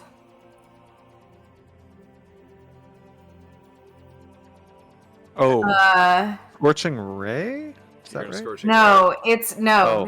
Oh, never mind. The rope dart of multiplication has a special ability 3 times for long rest. That's what I just said. Did you not understand what I just said? I'm sorry. Sorry. I expend a charge, so it's got 3 charges of this to make the dagger at the end of it multiply into 3 daggers instead and deal 3d4 piercing damage instead of the regular damage. So I obviously have to roll it. But I'm going to change it to that. Okay, all right, okay. Oh, that's a hit. What? That's a hit. And unlike the damage that's been dealt to it so far, it hits full force. So the dagger at the end of this rope just fans out into 3, and it whips out, and you just like slice a gouge right out of this thing, spraying fire onto the deck, and this. Oh, why is it blue now? Oh. Blue now. Rude. Don't change to blue. Stay orange. Okay, this part of the dock right here suddenly starts catching fire as it's blood or whatever this is, the fire Thank you, Bo! sprouting out of it. Bo, this magic weapon brought to you by Bow the Distance. Seriously. This was given to Kiona by Bow, and I love it so much. I'm so glad I could cool. And this deals full damage, so this overcomes whatever this damage resistance is. So there we go. Any other moves this round? I think I used all of my move in my bonus action, so. Okay. I'll be right back. Okay. That answers the question of whether or not I was going to pop Juan's Wild Magic Surge right now, even though she didn't cast a spell. But if she's she's left, then we're not going to do it. Bill. Bill is up, and then the Fire Elemental, and then Mazra. So Bill takes aim, reloads his musket, sort of cursing under his breath.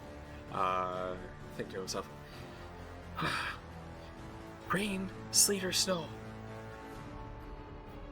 darkness or shine, whatever the frickin' postman's motto is. He's like uttering the postman's motto to himself. Amazing. Bill, for those who don't know, was the former postman in Foodle's gnomish community. Raises his musket, aims down, braces himself on the railing of the balcony, aims down at the fire elemental, and takes a shot. And misses again. Poor guy. Fiddlesticks! The elemental advances on Kiona. Oh no. I'm gonna need a reminder of Kiona's. Oh my goodness. All the raids tonight. Welcome, Raiders. Go. Welcome, Dill Sauce. How you doing? I do. How you doing, pal? I'm back. I'm sorry. I know I'm getting attacked. Sorry. What do you need? Armor class. Oh, it is 13.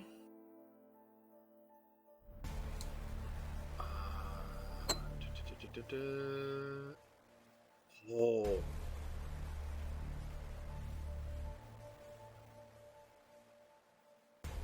Oh, we can do that. What? Okay. Excuse me? It's actually going to... Why is Ghost getting so excited? I don't like this. Right? It's going to enter God. Kiona's space. So all of a sudden, this rush of flames just rushes up and engulfs you. You take 5 fire damage right off the top. Okay. Hold on, actually, before you do that. First time it enters a creature on a turn, that creature takes 5 fire damage, and that creature catches fire. Until someone takes an action to douse the fire, the creature takes 5 fire damage at the start of each of its turns. Guys, we literally talked about that little skin of ice cold water before we got on the air tonight. Can I just tell you? And it's gonna make 2 attacks on you, Kiona. At 22 and 11. All right, one of them doesn't hit. One of them doesn't. So one of them hits. And you take 2d6 plus 3. Oh my god. 2d6 plus 3 fire damage. You take 11 fire damage. All in right, addition to all the right. 5. And you're on fire. Kiona Mazra, you're goes. She's trying. I'm sorry. What the fuck was that? All right. That was Kiona getting caught on fire and trying to resist it. Just saying, okay? Listen, she likes fire. It was good. It was good. Whatever. Fuck you all. Mazra, you're up.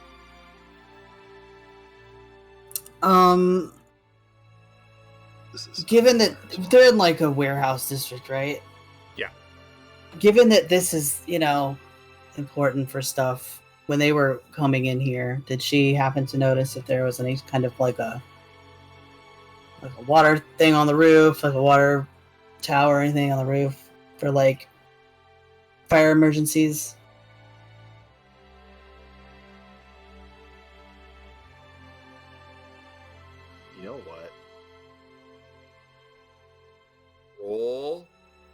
just a raw d20.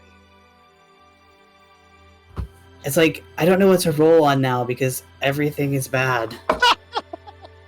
Like Do you I trust can't. your own dice, or do you No, trust? I don't trust anything. I don't trust anything. If I roll like a, I'm done. Oh God, what'd you I'm done roll? for then. I rolled a 3. I rolled a 3. No. A 3. What's going on? Oh no! I literally did not do anything. I'm sorry. I'm really Oh. frustrated. Awful. Yeah, I'm so that's- sorry, I'm Wolf. sorry, That Wolf. I'm sorry, Wolf. sucks. That's frustrating. Ugh. Oh my goodness, the dice hate you. All right, what else? What else do you want to do with your turn? Hang on, I'm looking at my sheet. Yeah.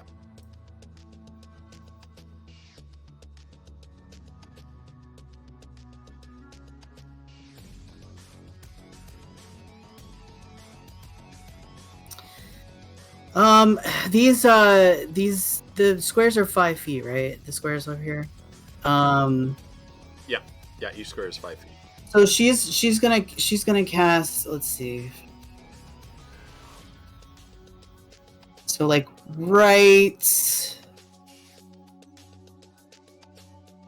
like right here, like in this space, right Where here. you're saying, oh, right there, yeah. I put that little square. She's going to cast silent image. Okay. She can do something that's no larger than 15 foot. 15 foot cube. What is this image? She what are you makes gonna cast that's gonna get this thing off of Kiona? She makes the image of a water element. Ooh. Can you post silent image in the chat for us? So Okay. Yeah, it says a object, creature, or some visible phenomenon that's no larger than a 15-foot cube. okay. And okay. So it says if a creature that uses its action to examine the image can determine that it is an illusion with a successful intelligence, did it discerns for it? Yeah, physical interaction with the image reveals it. Okay, Right. perfect. Anything else for your turn? Bonus action?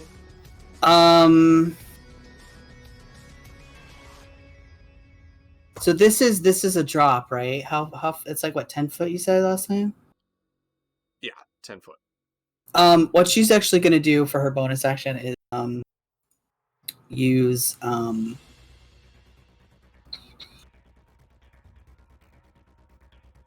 where is it? I'm trying to respect Brucey's work or Bo's work. Sorry. Mm-hmm. She'll use Ren and throw it. She'll throw it here on the space. Okay. And move. So basically, just zoop. Yeah. Zoop. That's Another so cool. amazing magic item brought to us by Bo the Distance. So dope. Love you, Bo. When Mazra throws these are like paired daggers. When Mazra throws one, she can teleport along with the other dagger to that location. Nice. Foodle, you're up. Kiona's on deck. All right. Shit, that kind of changes things. Foodle is going to fly. He's gonna zip over this way, and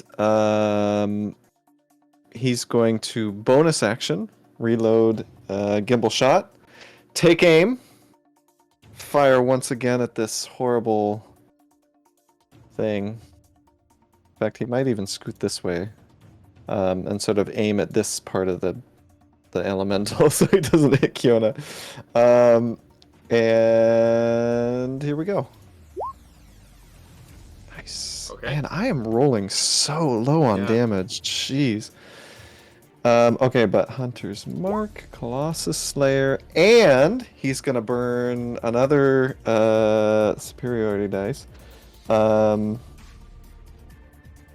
He is going to scream, yeah, you're in trouble now! And sort of gesture to the water elemental and try for a menacing attack. So, wisdom saving throw. Okay. Wisdom save is just a straight d20. Are you 16. The exact It's the exact same number. Oh, I didn't The roll exact same the number. Oh my superiority goodness. dice. There we go. Oh, that's pretty good though. Okay, Sorry, so what's I didn't that roll total? that. 6, 8 is 16, plus 6 is 22, 25. Is that right? 25. Yeah. Yeah. Check my math, please. Yes.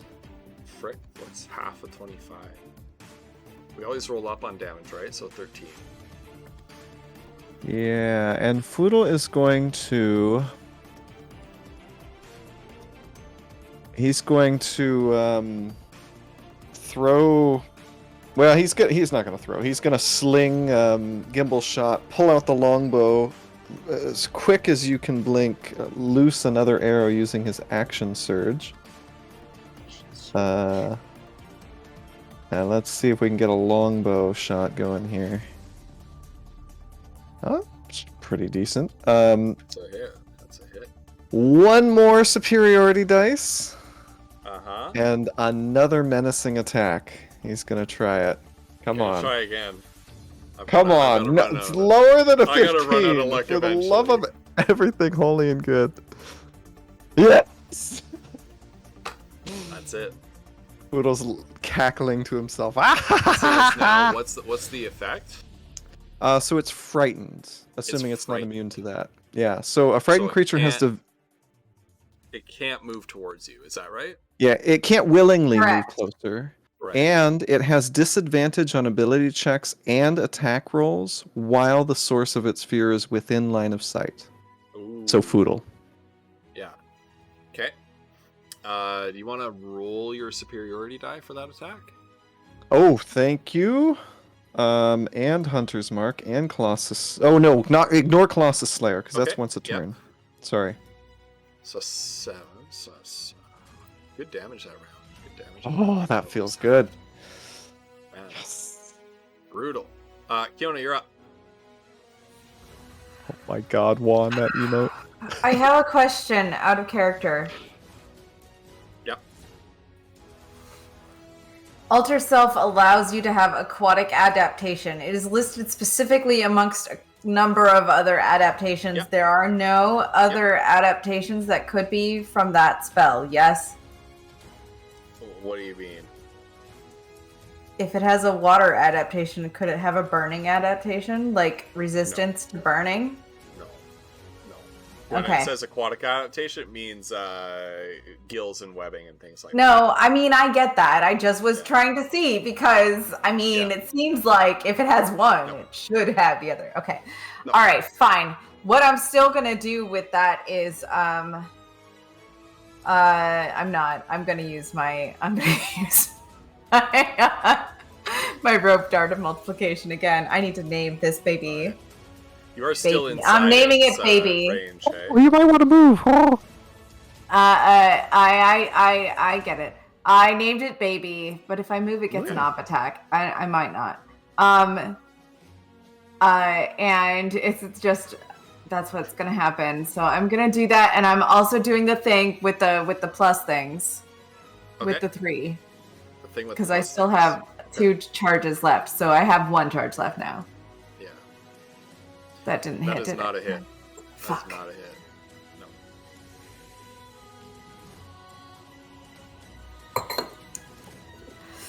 Alright. As a bonus action, I'm gonna Misty Step the fuck out of there. Okay.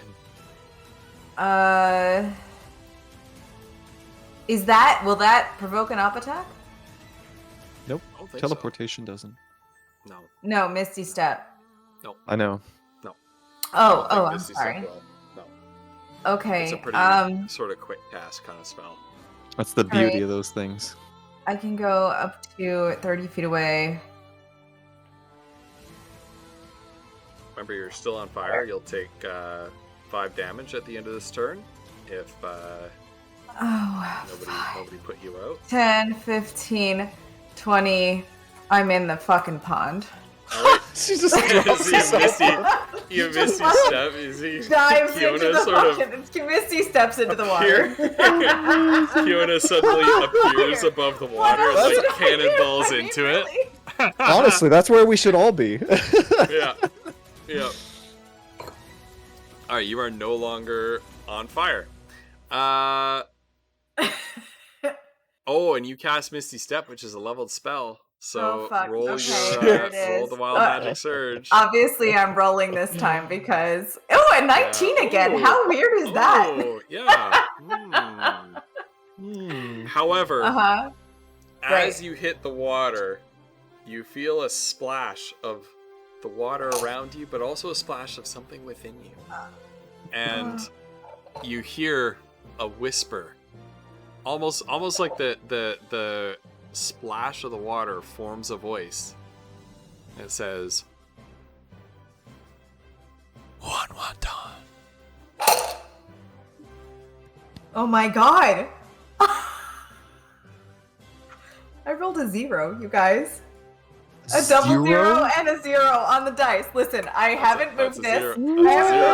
I will take a fucking picture of this. Okay, it's take ridiculous. a picture of that Holy one. crap. And put it on the Discord. Oh my god. So hold on. What? That's a 100. So that's Right? a 100 or a double 0. God, 0. Oh, is it a 0? Oh, is it a 0 or a 100? It is a race change. It is a race change. So is there a 0 or a 1 there? No, there can't be a 0. There's and a 100 0 on the 0 table. on the Wild Magic Search Yes. table. It's 99 to 0 0. You regain all expended sorcery points. Oh No yes. way! Yeah. Hell yeah! Juan, thank you. Oh. Oh my god. No lie, Sorry. I was hoping Kiona would stay a gnome so that Shiraz wouldn't want to sleep with her. She would have been so screwed. All right. This is what she's gonna be now. Oh, a 2? You Hold on, never hold roll on. the really I know, right? interesting ones. I think I know. It is the high It's a roll. dwarf. Bo put the really interesting ones at the end of the table. She's a It'll dwarf happen now. eventually. All right. You emerge. You entered the water as a gnome. You emerge as a dwarf. Which we've established in this universe. Female dwarves have beards. Yes. So Yes, I know. I can't wait. I need to draw Kiona in all of the forms because I love this idea of her with a beard. You see makes me Kiona so emerge happy. from the water. You know, Yes. hair glistening with water, beard glistening with water. She shakes. You see her head. burst There's out of the like this water like slow-mo. Ariel in the. Yeah. There's a slow mo like Ariel, but with a beard as well.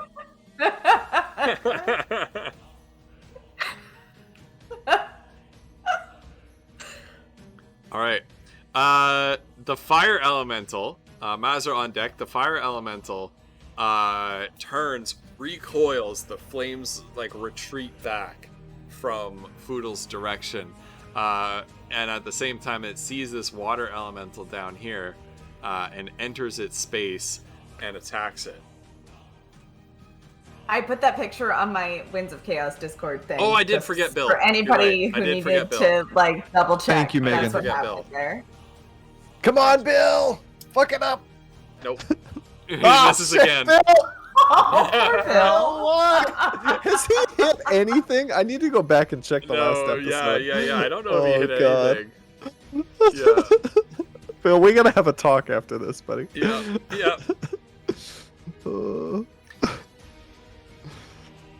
Damn it! Yeah, I'm a exactly, postman, not a fighter.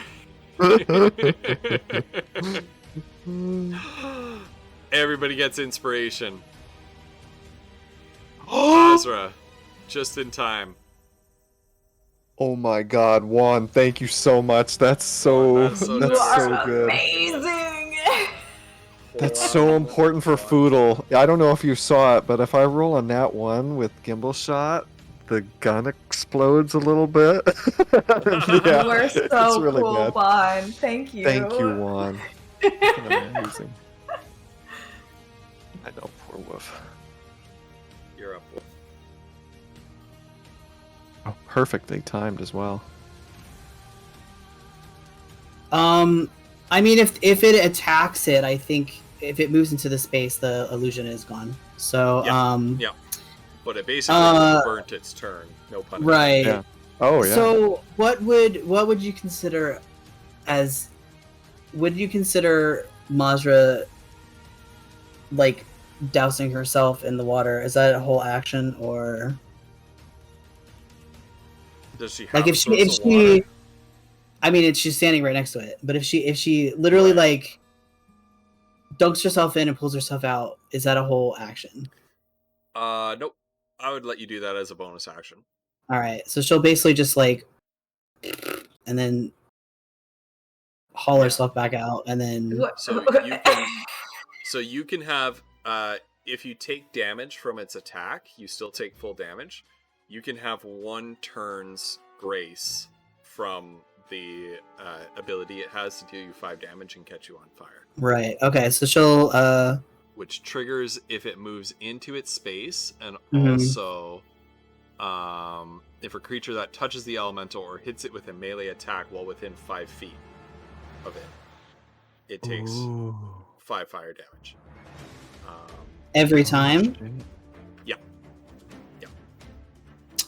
So that basically makes her useless. So I'm gonna just have her shoot her crossbow again. You do have your +1 magical daggers. Yeah, Those but magical weapons deal full damage if you throw. I guess.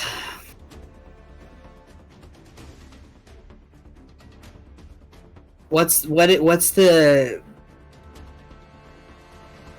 what? Do you just roll like if you're just to throw something? Is that just a regular roll, or is it like a throw roll? Well, for you throwing a dagger, given your proficiencies, it would be just a regular dagger attack roll.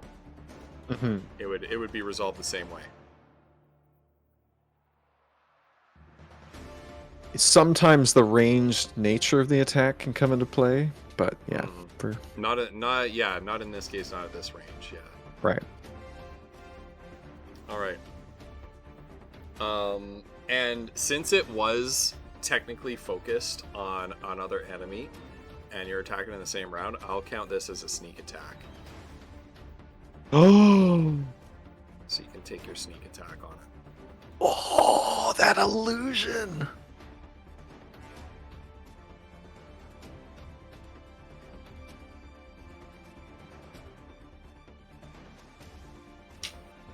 I also noticed that Wolf has given up on physical dice. Coming back home to roll 20. I mean, 20's also screwed you over, so yeah, I mean, yeah, everything. So it's just like, well, what's faster? Right. Yeah. Right. If it's all crap, it's just Jeez, Right. 15 damage though. That's a respectable amount of damage right there. Yeah, and it's not mitigated either, like poodles. So the flame as it attacks this fire elemental and moves to engulf the water elemental. So it moves to engulf the water elemental. It disappears, and it's just beginning to work itself into a furious roar of flame. When all of a sudden, now which dagger did you throw at it? Ren, so the blue one. Okay, yeah. So you throw Ren at it. All of a sudden, this dagger pierces its hide, spraying some of this fire everywhere. And we're actually going to Can that dagger work in reverse? This whole wall is on fire. No, can that dagger work in reverse? I don't think you can teleport the dagger to you. No. When she puts a dagger down over there, can she put the thing that's over there where she is? Instead of putting herself where the thing is. I see where you're going with that. I don't think so. Is that a bow answer? Is that a bow answer? Bow. Let me know. That's a bow answer. Do those daggers work both ways? Can you go from one dagger to the other regardless of which one you're using? Yeah. Basically, can you teleport Ren to Mazra? No. Okay. Drives you towards the other one only. Okay. Thank you, Bo. All right. Thanks, Bo.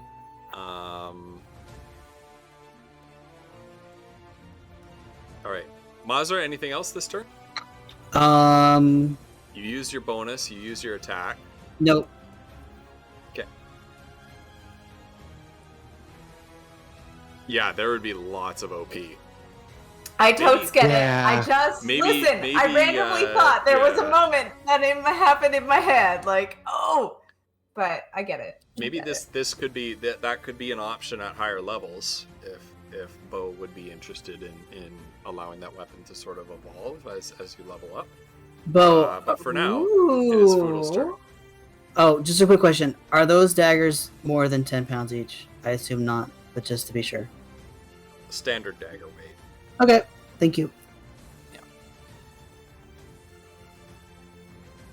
Oh yeah, 1 pound. Okay, Foodle is going to kick off this wall over here and come zooming down this way, reloading gimbal shot as he does, and park himself, I guess, right here, sort of avoiding the flames. Oh, they're 20 feet down.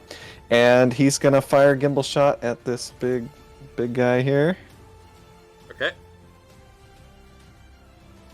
Oh, I love the idea of Foodle not really having full control over flight. And, I love it. Kind of like it's like he's no, on the international not that way, not that station. way. And he struggles this against whatever he's doing. He physically struggles against where he's moving. yeah. So 16 total. Hit. 16 total. Thank you. And he's gonna go ha ha ha, and that's his turn. No bonus action? Well, his bonus action was to reload. Okay. Kiona.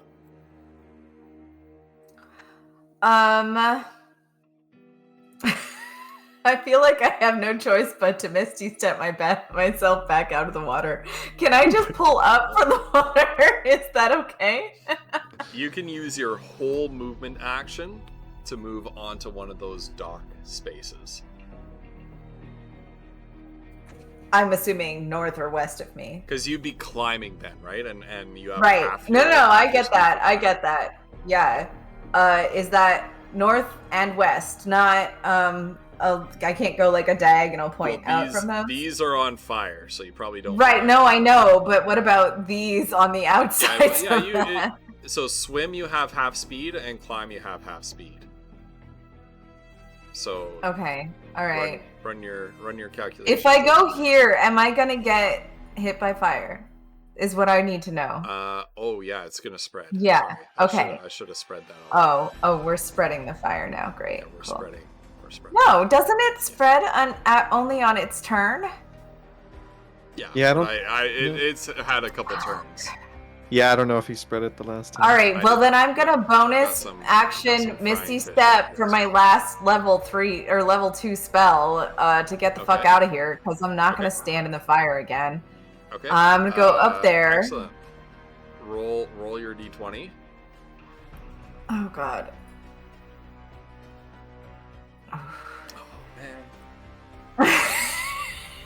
Have you ever had a natural wild magic surge? I think game? once. Yeah. Isn't that amazing? Every other wild magic surge has been checked. Right. Wow. Thank goodness too, because I know because we they could go do all the way to thing. level 20 and she'd trigger it twice. You know what I like? Oh my gosh. It's crazy. Right? Okay, so while I'm there, of course, I'm gonna use my lovely new weapon again. So Misty Step's a bonus action, right? Yes. I believe it is. Yeah. And I can put it in the chat if you need me to. There you go. And she's gonna do that. Hit it! I just screamed. My husband is trying to sleep right now, y'all. 3 for long rest. So is that your last 3? That's the last one. That's the last one. Yeah. Not super good rolls either, unfortunately. But it's a hit. A hit's a hit. And damage is damage. Yep. So that is... I mean, honestly, the max it could deal is 12 because it's 3d4. So... Yeah. Alright, yeah, you whip out with this triple-bladed rope dagger again, slicing through it. Fire sprays everywhere from the wound. And Bill is up. Come on, Bill! I'm trying my best, Froodle. I believe in you. I wasn't born to be a bounty hunter. I was gonna say, are you making that gesture on purpose? No, he's doing the musket. He's doing the musket. Come on. Let's talk Come about on. He's reloading his musket. Listen, come on when you do that. Chat, could you agree with me? Come on, it's a musket. It's very clearly It's a musket. No.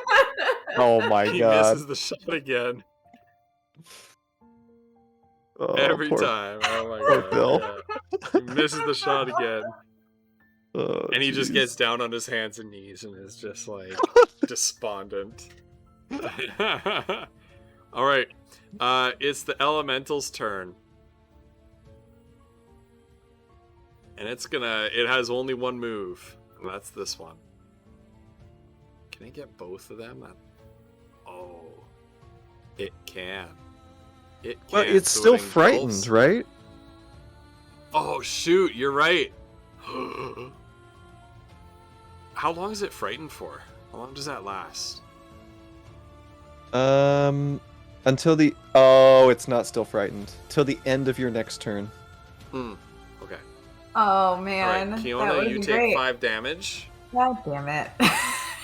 And it's going to make 1 attack on Kiona and 1 on Mazra. And that is +6, okay. It's gone so many rounds without getting to make an attack that I forgot. But so that's Kiona. Oh! Whoa! A crit miss. Okay, and Mazra. Oh, frick's sake. Oh no. Oh, God. Oh, no. Okay. Just kill my character now, please.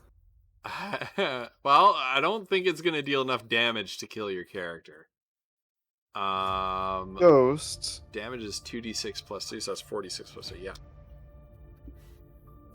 What were the rules? You had to be within 5 feet, right? Ah, shit. Yeah. Okay. Yeah. Crap. 17 damage. 17 fire damage. You do not light on fire, though, because you doused yourself with water.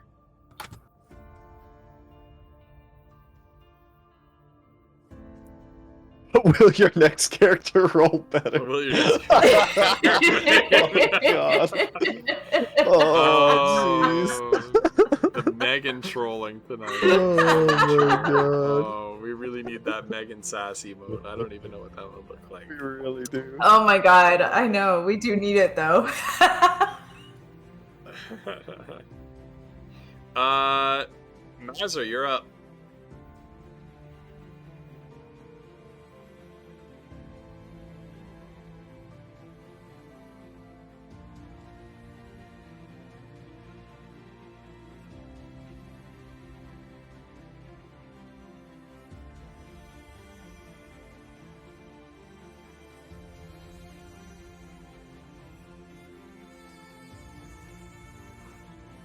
This is Why is Foodle there all Mazra of a deep in sudden? thought. Is that where Foodle was?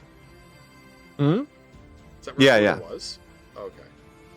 Yeah, he was Are you floating just using- above. Are you using your disengage action? Oh no, you don't need to. You don't need to. Well, I do actually, because No, because you have that mobility. no, but I have to. Well, hang on a minute. I think she has to attack them for that, but I don't know. No, that's only for op attacks. Mhm. So yes, she will have to disengage. Well, yeah. Mhm. Mhm. So that's her bonus action. Well, okay, she literally has one thing left. So she only went, let's see. She went like 15 feet, so yeah.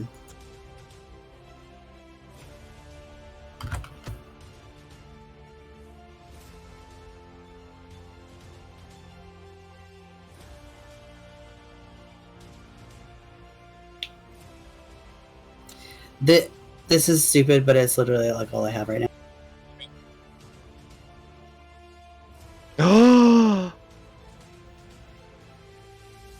So what is this? You just what is it? Just okay. what's the role for this? This is just. I think the target makes a wisdom saving throw. Okay. Yes. Wow. You don't have your spell save DC entered though. It is. So it's 8 plus your what proficiency happened? plus your spell casting ability. I had it in here and then it's gone. What the heck, man? That's odd. I think it's like 14, but because it's intelligence. She has 3 intelligence or 16 intelligence, but a plus 3. Maybe when I multi-classed her, it like removed all her stuff. What was it again? I'm sorry. It's 8 plus your. Oh, here we go. Your... Let's see. Oh, there it is. There it is. Sorry. Let me think it again. There. Okay. Sorry about that. I had removed the thing from the character sheet. I don't know how I did that. Right. Okay, and it's a wisdom save? No, it's intelligence. Well, wait. Yeah, wisdom saving throw. Okay. An intelligence score of 4 or less. Oh, it's barely intelligent enough to be effective. Yeah, I never quite know if that's gonna work or not. So Right. Wolf, I want to know what you say to it. I hope you die in a fire. Okay, that's actually amazing. Good. Yeah. I mean, you got me. Because that actually is really good. It's rolling at disadvantage. Oh shit! I love it. I actually really like that. That was really good. It doesn't make it anyway. No. Hey! Thank goodness. So it can't be knocked prone, but it does say it's incapacitated. So it's immune to being prone, but it also says incapacitated, which is another condition, as I understand it. So it is currently incapacitated, unable to take any actions. Okay, so she still has a little bit of movement left. So I think she moved 15. So I'm gonna actually have her move. So what is the what is water? Is it like half movement or like? Yeah, when you're swimming, it's half movement. Yeah. Okay. Swim, climb, and jump is half. So she can just make it. This is on fire though. So she's gonna go like right here, and it's just for the moment. I don't know if she can get out of the water, but she'd be like clinging to that boat just for the moment. Mm-hmm. Okay. So that is her. All right. thing. Foodle, because you are within 5 feet of it. Wait, is it? Well, I'm up at the ceiling. I don't know how tall it is, though. You are. Oh, no, yeah. It's not that tall. Okay. Like 9 or 10 feet tall, I think. Okay. Is large. Yeah, it's 2 by 2. Yeah. So let's go. Yeah. It's about 10 feet tall. So, yeah, it's your turn. All right. So Foodle, noticing that this thing is like crackling in a laughing way, maybe, and Foodle's chuckling himself at Monster's joke. Foodle has a little giggle. Yeah. Foodle is going to go 5, fly down 20 feet. So that's 25. He's going to pull out his iron pot that holds 1 gallon of liquid, and he's going to fill it up with water. And fly 30. Oh wait, no, sorry. He's going up 20 feet. So that's 45,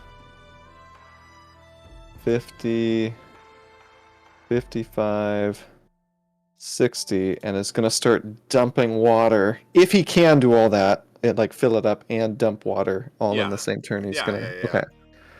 Dumping water. How much in a pot? 1 gallon. 1 gallon. Is what it says about the iron pot. I was like, I wonder if it'll say, and it does. So thank goodness. Yeah, you see the flames flicker and dim a little bit, and it sort of recoils, in pain. It looks like. All right, that's Foodle's turn. And each time it takes damage, it can make another wisdom saving throw.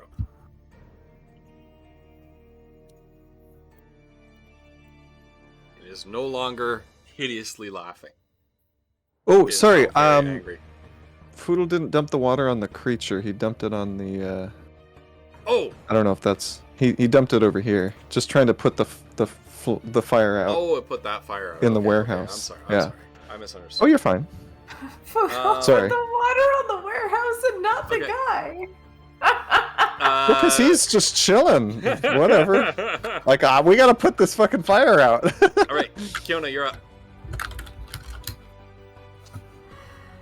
I really don't have anything left, you guys. I'm gonna use my rope dart because it doesn't have the 3 first spend. Hold on a minute. Wait, what's the other spend of it? It's got other abilities.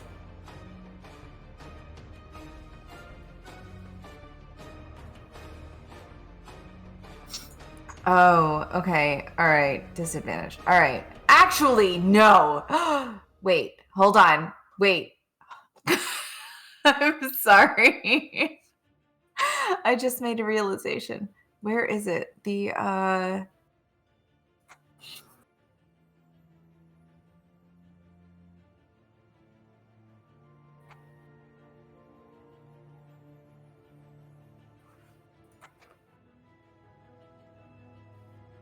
it is. I'm sorry. All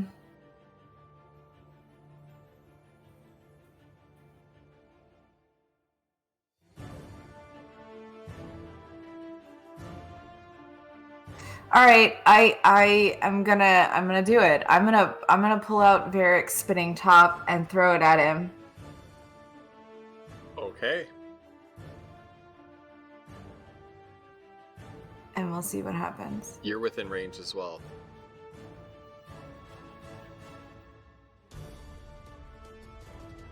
Yeah.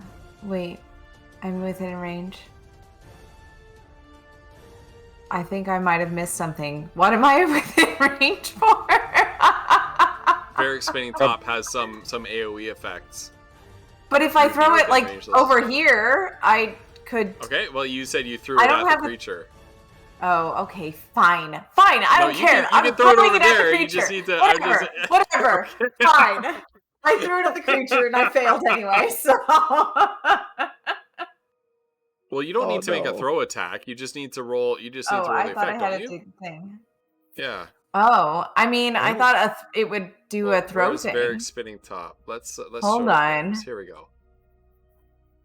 Oh yeah, it's just an action. Take an action to throw the spinning top to an unoccupied space. Up to you have to throw it to an unoccupied space anyway, up to 20 feet away. All right. So you all can't right. throw it at the creature. I would throw. Well, okay. So I would throw it over here, like next to him, right here. Okay. You're also missing a part of what you need to do. Did I? Oh, God damn command it. worm. Listen, Word. I'm trying. Oh yeah. Ah. Dabneen. Wow. Yes. That's how you would say it if you're on fire. That's how I would remember it. Dabneen. I like to imagine she like chucks it over there and is like she's got her coffee bug. Right, that's exactly it. Like while it's flying through here, you see it flash on her face like, oh no, I'm supposed to say a thing. Fuck. Dabneen. Okay. Is that it? That's it. Roll a d6, please. See what happens. Oh my god, you guys. Ooh, it did something. It's a 3. A 15 by is. 15 cube of ash and smoke appears centered on the top. Any creature adjacent to that cube makes a dex save or takes 1d6 lightning damage. This effect lasts until your next turn. Wait, 15 by 15. Okay, so that is... Give me 1 second here. So Oh wait, I is that will- 3 by 3? That's not okay. Yeah, that's 3 by 3. So what's the square? The one that's by the dock here. This one here. Not This one, on the so dock, that but the next to the is- dock. This is full of ash and smoke, and it crackles with static electricity as this cloud of smoke just... Oh, so it doesn't hit me. It doesn't hit No, you. but it says adjacent. I am adjacent, Yeah, so that's fine. Mhm. All right, I still rolled a 14. This thing needs to make a dex save as well.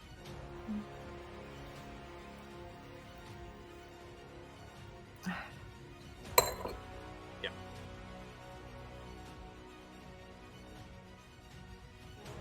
Listen, Bo, I'm trying to remember that we have items to use, and you happen to be the most prolific of the item givers. They're all so amazing too. So is the dex save, is it against her spell save, like the caster's spell save, or Yeah, is I it like don't a know what this- 15? I don't know what the DC is, but Oh, okay. I we'll assume they say, both. Yeah. I mean, my spell save is 14, so it would have passed. Yeah, let's go with Okay. that. All right. Okay. All right. That's Did you take your there's 5 fire damage this turn? I took some a minute ago. I don't know if that was this turn or not. I feel like that was this turn. I don't know who went first in the turn. That's my problem. I'll No, take it. on your turn, on this turn that you just took. I know, but I I'm took already whatever. I'm down to 6 health, guys. That's all. Ooh.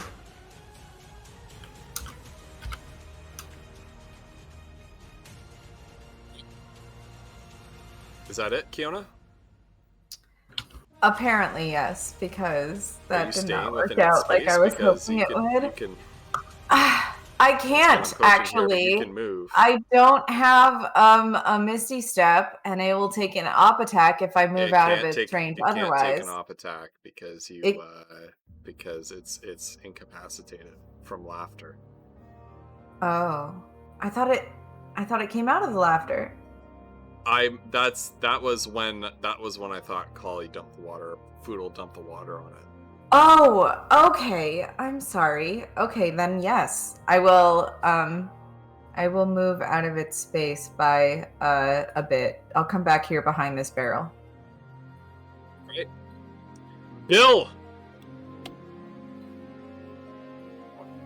Bill reloads his musket. I'm not gonna do the pantomime for it. And takes aim. Takes the shot.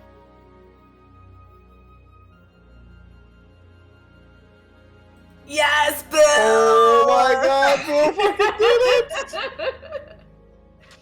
Yes!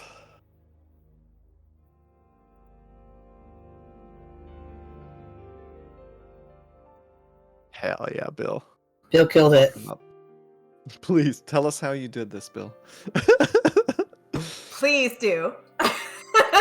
Bill takes aim with his musket and says, he cries out, "Special delivery!" and pulls the trigger. The musket ball flashes out down the barrel, and as this thing is like right through whatever passes for its head, and it just goes and kind of just spreads out on the floor like a crackling fire, It's the lighting most the area, stuffed thing. lighting the area around it on fire. It is now dead, and you guys are out of your turn order. Did you say that the fire it creates is the size of a small campfire? Yes. Okay. Oh, okay, Megan. Do it. Holy crap. We're out of He initiative. actually did it. Bill out of actually initiative. did it. No way. We both have Mazda that spell. Puts it out. That's amazing. Or whoever, I don't care. One of us does it. That's fine. No, Mazra will put that out, and then Kiona, if we're out of turn order, Kiona will press a digitation to put another small fire out until they can get the whole thing out. All of it out. They can like trade back and forth. Oh yeah, and Poodle's gonna be doing the whole I meant- bucket thing. He's like one of those firefighting By helicopters. Just By now, I will tell you that as you make some efforts to start to put these fires out, you can put the fires out immediately around where it was, but these other fires over here, you can tell that this is going to be a losing battle. Oh no! Is So increasingly starting to. So we grab the body of the dude guy that's hanging there. Oh, there's no body. Oh, there's no body. There's nothing Oh, left. God. Okay. it's Yeah. just a pile There's of no ash. bo- there's no oh, body. No. I am going to have No. I'm gonna have Mazra cast Mage Hand, and have it go into the fire to pick up her dagger. Mm-hmm. She threw, so Yep. Since it's less than 10 pounds, it can lift. You might want to Smart. not touch that dagger. For Yeah, a little bit of time. exactly. So she'll have a bit of like let oilcloth. the mage hand sort of carry it around beside you for a bit. Right. Yeah. I mean, or just dunk it in the water. I'm afraid that would warp it though. Oh. Well, either way, we should get out of here. Let's take. Yeah, let's go. I mean, yeah. If we can't fight this fire, somebody's gonna have noticed, and Well, I'm maybe gonna be there's here. a fire brigade or something we can call. That's what I'm hoping. So Fudo's I'll gonna meet you. fly on out. Zoom. Boom. Better get out of Campbell's here, not down no here. man. I was I'll gonna meet you say, outside. Fiona's stopping down here to be like, Bill, come down. He comes down through the window because all the fire's on the other side. Oh my god. Where do we stash our Well, new horse and wagon? That was a certainly block away. exciting. Oh, that was a nice final shot. Oh, thank you. Right? Good job, my friend. I don't know what I'm. Wow, that's not. I suppose necessity breeds. Well, I'm not sure what necessity breeds, but we make do with what we have to do. If it's Yeah. all the same, I'd much rather go back to my old trade, but we do what we must. Agreed. Now we should get the wagon and the horses and probably scoot. I think I can fly for a long time. Is there anything that we need to check out while I can do this? One thing that springs to mind is possibly trying to sneak into the temple and maybe overhearing something. You 10 have, minutes. like 10 minutes. 10 it took- minutes. It took them like You an have- hour to walk here.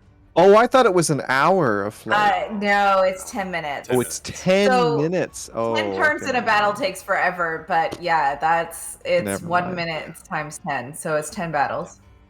Essentially. Up to 10 minutes. Yeah, wow. Yeah. Not even close. Okay. Right.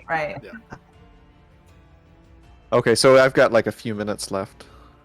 He's like, I think I can fly for a while, and then 10 Bill- minutes later, he Bill just drops out of the sky. solemnly puts a hand on Foodle's shoulder and says, I think what you should do with this is enjoy the time you have. How often does a gnome get to fly? I've never done it. He's right, Foodle, do it! I mean, to be fair, you fly quite often when you're smoking. But Go! No, it's different though. It's totally different, but that's a Foodle? great idea. So Foodle shoots straight up in the air, and is just like floating across the city, and he pulls out the hold on, let me get the description though. Do it. Where is it? The smoke leaf pipe of Shiraz. Oh no. And it has it's a beautifully carved wooden pipe with the head of a boar as sort of the bowl on the end. And he's gonna kind of, as he's doing loops and stuff, he's thinking about something. And Fiona's super happy for Foodle right now. and he sort of pauses as he looks out over toward the past the walls, past the fields, and down south toward the caravan. And he's going to just smoke for a little bit. He's going to take 2 doses. And so that's a roll a d20, right? Constitution. Oh wait, no, is it a Constitution save? It is a Constitution save, yeah. Okay, 1, 2. Oh, ha! Nope. Oh, 5 and then 11. They both fail. Yep. They both fail, one after another. So you gain advantage on wisdom-based checks and saving throws. You get it, like really get it. And then for your second failure, you take disadvantage on all dexterity-based checks and saving throws. You ignore all non-magical conditions that would debilitate you due to fear, confusion, or pain. So, to that end, about 8 minutes later, Boodle starts swooping down in sort of a dazed state, and clips maybe a one of those wind vanes or whatever they are. Yeah. And kind of does a little flip and comes sliding onto the road. He thought the road where the horses were, but he was actually the next road over. So he's like up here somewhere. Yeah. Wait, where'd he go?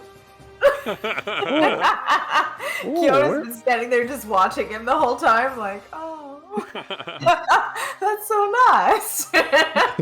I'd leave him, but who knows what would happen to him. Fiona, where'd they go? I think we should probably think about moving away from the building slowly being engulfed in flames. Oh yeah, that's probably a good idea. Not sure we want to be seen as responsible for this, even though we kind of are. Hey, we didn't have that vial. It was that guy. It wasn't our fault. I'm sorry. Never claim responsibility for anything. Hello? Well, be that as it may, there's no evidence of a vial or a guy anymore. We're right here. Oh, okay. Oh, that was amazing. Oh, Kiona, I bet that you was should do so that more cool. often. Well, maybe, but I gotta learn how to do it on purpose. I feel like I'm still floating. Oh, I can smell why. yeah, you were right, Mazra. Well, where are we staying tonight? Shea Grass! I don't think he's gonna let me stay. Kiona's really happy right now, and she is going to try to convince them that she can convince him to let them stay. What do you say to... You've also got Bill with you. Bill. That's okay. Bill can come along and experience the world. 2 gnomes?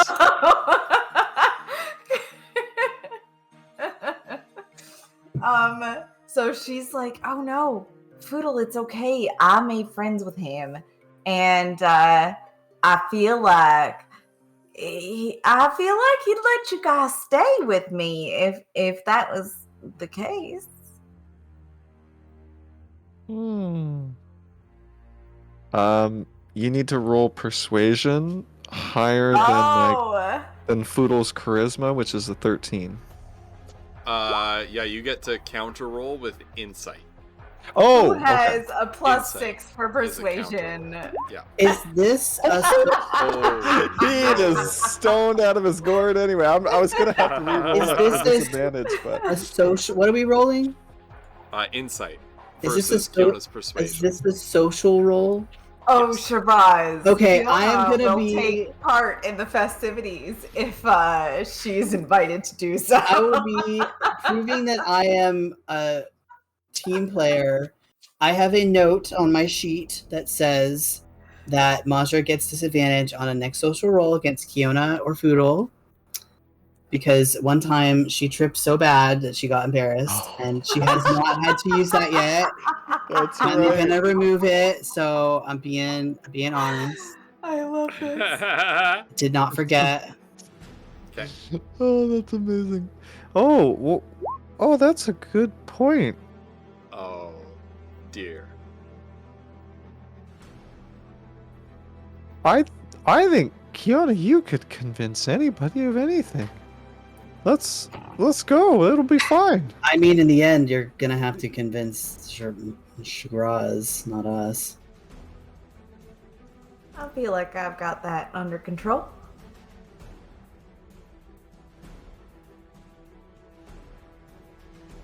All right, lead the way. Oh, is the moon? Oh, wait, I don't know if the moon's out. Never mind. Godzilla. So wait, as they're sort of moving out towards Shea Grass, I assume, unless anyone else needs to do anything. Foodle's gonna say, so wait, didn't we stay there? Oh, it's all so fuzzy. Did we get what we went there for? Weren't we supposed to catch somebody? And I guess I kinda caught somebody. It's a work in progress. Oh, okay, alright. I'm sure you have a plan, Mazra. And then Foodle will just sort of enjoy the sundown. Or the sunset. So they head off to Shea Grass. Alright. How do you enter? Through the back. I mean, we're gonna have to because we literally just always through the back. Always through the back. There will never be a through the front moment unless there's a real meaning for it. It would always be through the back. They wouldn't let us in anyway because we're all gross. So. Hold on a minute. Hold on. Let me double check something. Aha! I cannot alter self. I am now a dwarf. You guys, I have no more spell slots left in that level to do that spell. Is that how it works? If I've got none in that level left? Well, here's a question for you, Kiona. 3 instead? Or Flutter. Oh yeah, you can always upcast. I don't know if it'll say if upcasting does anything in the spell description. Can I do it better? Can I cast the spell on a higher level on myself? Yeah, you can always do that. Yeah. All right, I will do that. I'm going to do a halfling, and I'm going to make her look fucking perfect. Like, down to the minuscule thread on her outfit. Perfect. Now, one other option, I think there's a reason here. What? Oh, okay. Well, I was going to say, because I think sorcerers have a way to get back spell slots or something, because you have all of your sorcery points. Because I do have my, I can. So if you think, like, I don't know what spells you know, so if you think I'm what back. spell are you casting? Because if you go from a dwarf to a halfling, you're going down one size category. Oh, it is down one size. And shit. Sorry. I don't know if you can. Maybe you can. Maybe you can.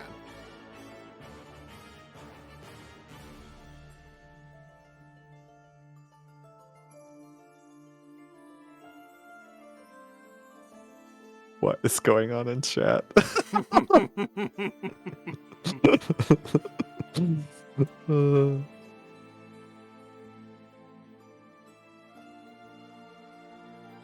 Yeah, it says you can't appear as a creature of a different size than you. Right. Oh. Okay. Oh. She freeze for anyone else? Okay. Okay. Yeah. No, we had a. I think we had a general freeze for a second there. That was Sorry. weird. So dwarves are medium size. Yep. And also, humans are medium size. Yep.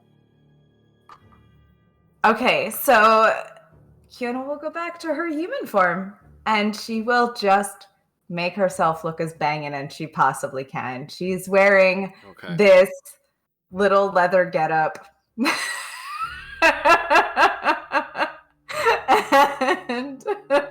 And like, we talking skin tight, like a onesie? Oh yeah, like a cat suit kind of thing, except with like a low cut and like little. She's gonna fit right in. Holy shit! Color thing.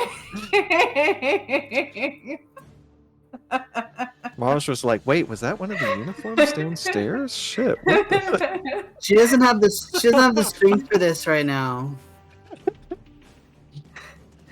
Oh my goodness. Oh my goodness. Okay. Then we come to the back door. All right. Mazra, you might have to speak to the chef for me because he won't recognize me. I'll try, I guess. And when you walk in the back door, you don't see any sign of the chef or the kitchen staff. There's just the Ernest bartender with a plate of like little like meats and cheeses and breads and things like that in her hand. It looks like she's getting like a midnight snack, and she's just like,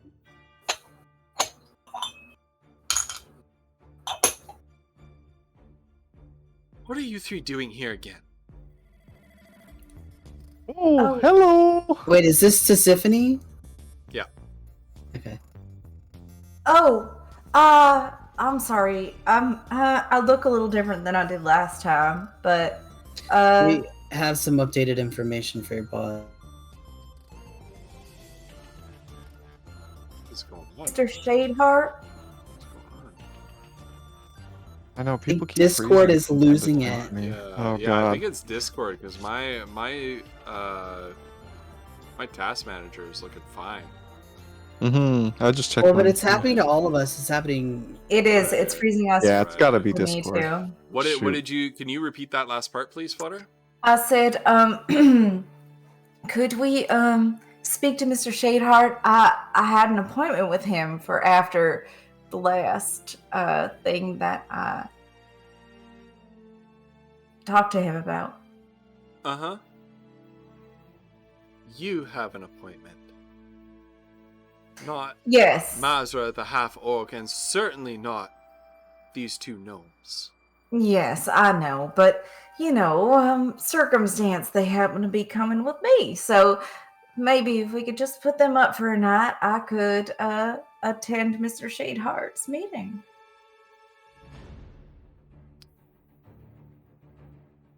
Do you understand how Mr. Shadeheart feels about gnomes? Honey, I do, and I can't say that I feel differently from that, but I feel like if Mr. Shadeheart would just come...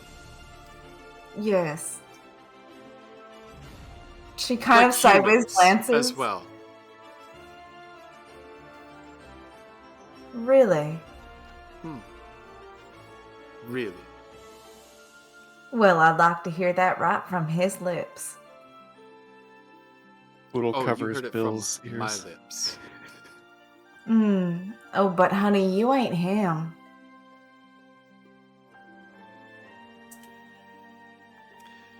Roll intimidation.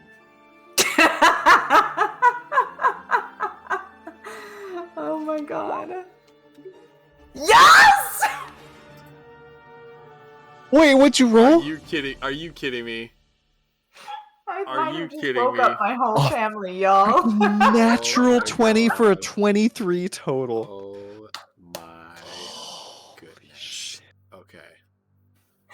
Wow. The chat doesn't see the roll. Hold on. Jeez. I thought we were done with rolls. Okay. Now, I'm going to roll a save for Tisiphone. She has a pretty significant bonus to this, but I don't know. She's going to really have to beat this. She did not. Shit. She did not. She just looks at you with disgust. And turns around and rolls her eyes. Oh, boss!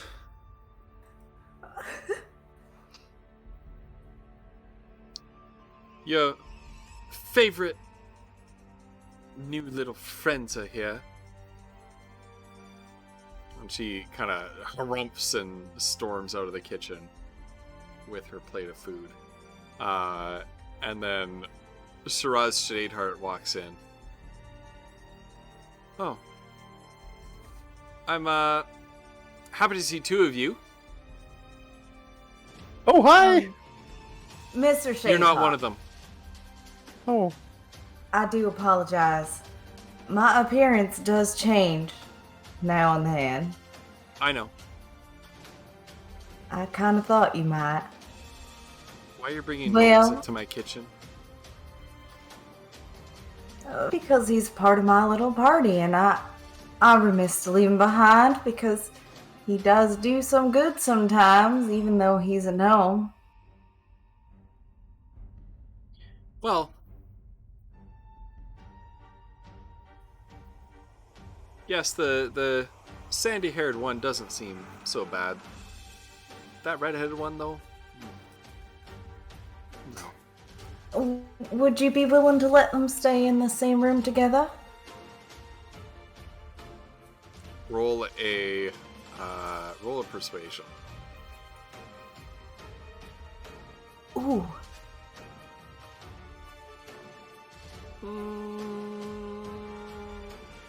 I don't think so. Well, You're then muted, Wolf. So... You're muted, Wolf. Kiona, why don't you have your meeting, Poodle, and Bill and I will go back to the caravan for the night. Kiona is shooting daggers at Mazra right now because she had another... She's got another card to play. Go for it. No, Mazra just played the card. Mazra just did the thing.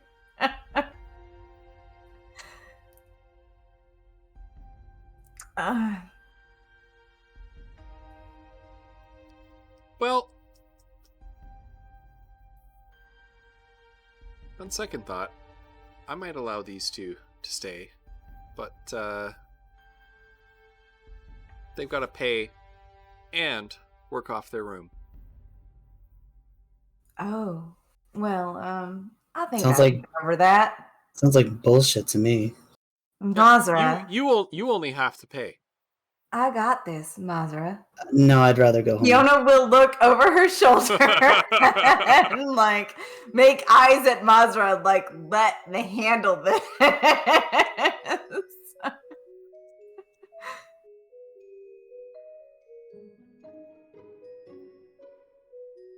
I can afford that.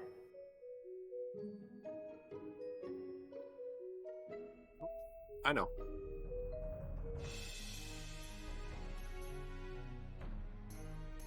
What does he mean?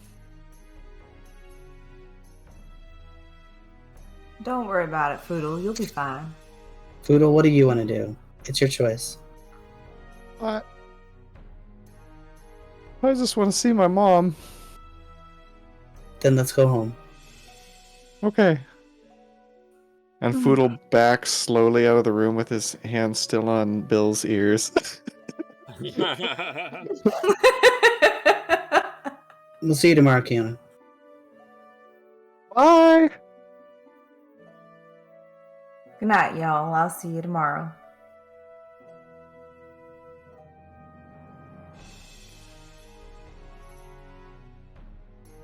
Kiona shoots a meaningful look at Mazra before she leaves, but she will stay because she said she would.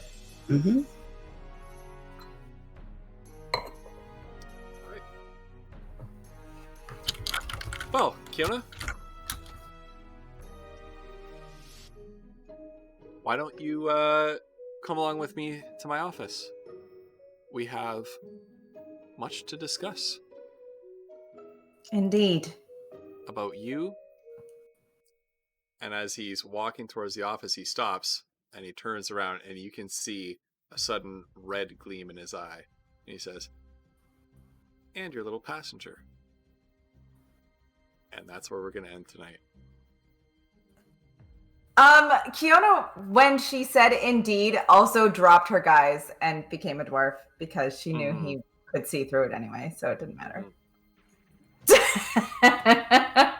This, just FYI, before you said that, I was gonna say that, but you kept talking, so I didn't want to interrupt you.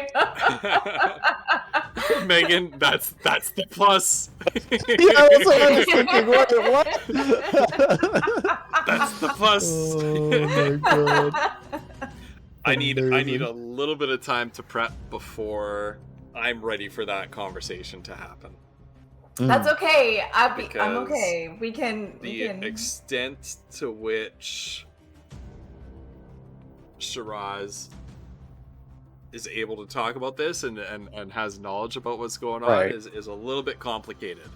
Because as we previously established, he's got Tisiphone messing with his own memories for which none of us know. The we audience don't know that, knows. though. Yeah. But none of the characters know, to be clear. Right. So. Well, even Shiraz Shadeheart doesn't know because he's but he just mess with his entered memories. a room alone with Kiona, so who knows what comes out in that moment. Jeez, yeah. Yeah, I actually have a special symbol for stuff that happens in my notes when Foodle doesn't know it, or like if the party doesn't know it. I'm sorry, you guys. Right on, I did go a little bit deviant on you there, but I feel like Kiona, as an entertainer, knows how to make people want what she has. It's about time. I was a little bit sad they didn't take Shiraz up on his offer to work off their stay. Because listen, Kiona knew she could pay that off. Because they're working off a stay is a different thing. I understand what you're saying, but Kiona was convinced that she could pay off all of that if she needed to. I think, though, honestly, like it seemed pretty clear that like Foodle is in a state where he needs to see his family, and like honestly, Mazra doesn't like this place, and she doesn't want to stay. So like. Terms of your characters, like she doesn't like fancy swanky places. I know. I feel so bad too because I'm like, man, that would be so great. But thank goodness Kiona's here, right? Because like Foodle's just not in the headspace. Thus, another divide is happening between Mazra and Kiona, though, because I'm sure Mazra's not happy with Kiona's decision to do that. No, but you know what? She respects that, and I do think it's a little funny. We started with party split, we ended with the party split. So. Yeah. Thank you. Oh man. Ooh. Yikes. Oh gosh. Well, I'll say this: Foodle could definitely get used to flying. Oh my god, I gotta. Right? That was dope. Yeah. Flying. Oh man. Also breaks the game, so I can't wait until. Now I'll have to design every frickin' thing in 3 dimensions as soon as you guys get a hold of that spell. Where is that spell? Fly. It's a level 3 spell. Wizards, why do you do this to us DMs? Oh, Bo says you've got items that you got to look at from last week. It breaks the GM. Yeah.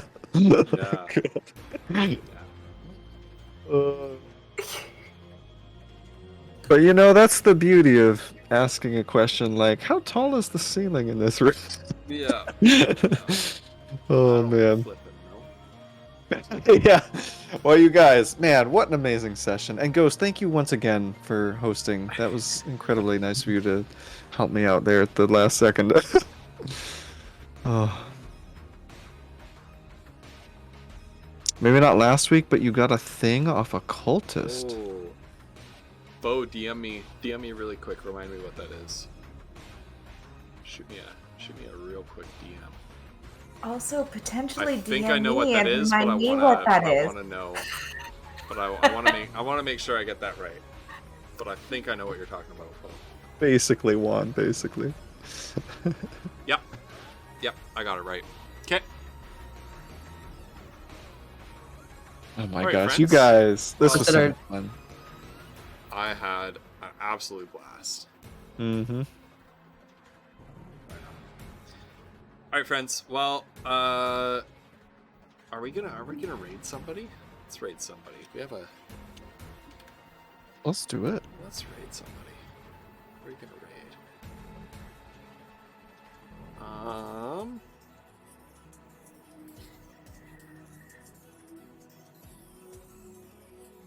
What do you guys think? Do we Abacadabra is doing art right now. Ooh, Oh, that What might kind be of cool. that art sounds like are they fun. doing? I've got an ad for New World to let run before we could do this. So why don't I do the positivity for the stream while we go through that ad to see what kind of art is being done on this stream. And that positivity is, hey, it is coming up on Thanksgiving weekend here in Canada, so I'm all in the mind for gratitude and thankfulness. I'm thankful for my family, who I'm going to see for the first time in 2 years this weekend, since right before the pandemic began. I'm also thankful for the opportunity that travel restrictions have cleared enough for Flutterdye to come and visit us. Hey! Yay! I'm so This is excited. gonna be the first time we've visited with you in Since longer like than the 2 day years. that Yeah, the pandemic was in, since the day that Canada was like closing their That's border. right. That's Because right. I Yeah, actually you dropped visited off. with Megan, Yes. and I saw you she was briefly at visiting the us. border. Yep. At where the border guard And I allowed brought you her to the to border to stay right there to drop her cross off. the border, just to Yeah. park right there within sight of the border guards to drop her Right. off, and Yeah. and that was That was the it. last time we saw each other before the Yeah, that was the pandemic. last time. Yeah. Yeah. Before the lockdown. Yep. That was crazy. That was right. Yeah, when the because we lockdown literally happened, 'cause- decided we needed to take her home that day because we thought it was going to be too late if we didn't, and sure enough, it was over. Sure enough, there it was. Yep. How That was smart. it. Abba's doing some sort of like wood plaque spooky painting. Love it. Okay, so Ooh. here's your positivity for the stream: is be thankful for what you have. You'll end up having more. If you concentrate on what you don't have, you will never have enough. Right? So start off by being thankful for what you do have. And chat, if you have nothing else, you have 4 friends right here. Absolutely. We love you. Hell yeah. We believe in you. We're going to raid Abba. I need to make sure I spell this right. ABBAKADABRUH. He's taking you to a hot tub stream, Abacadabra. chat. Run away, run away. It's a hot tub stream. Get ready. It's a repeat of the Collie Flumps hot tub stream. I'm taking you to the VOD.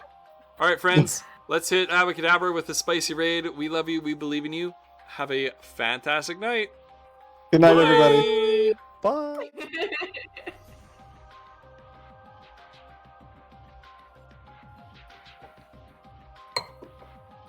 I like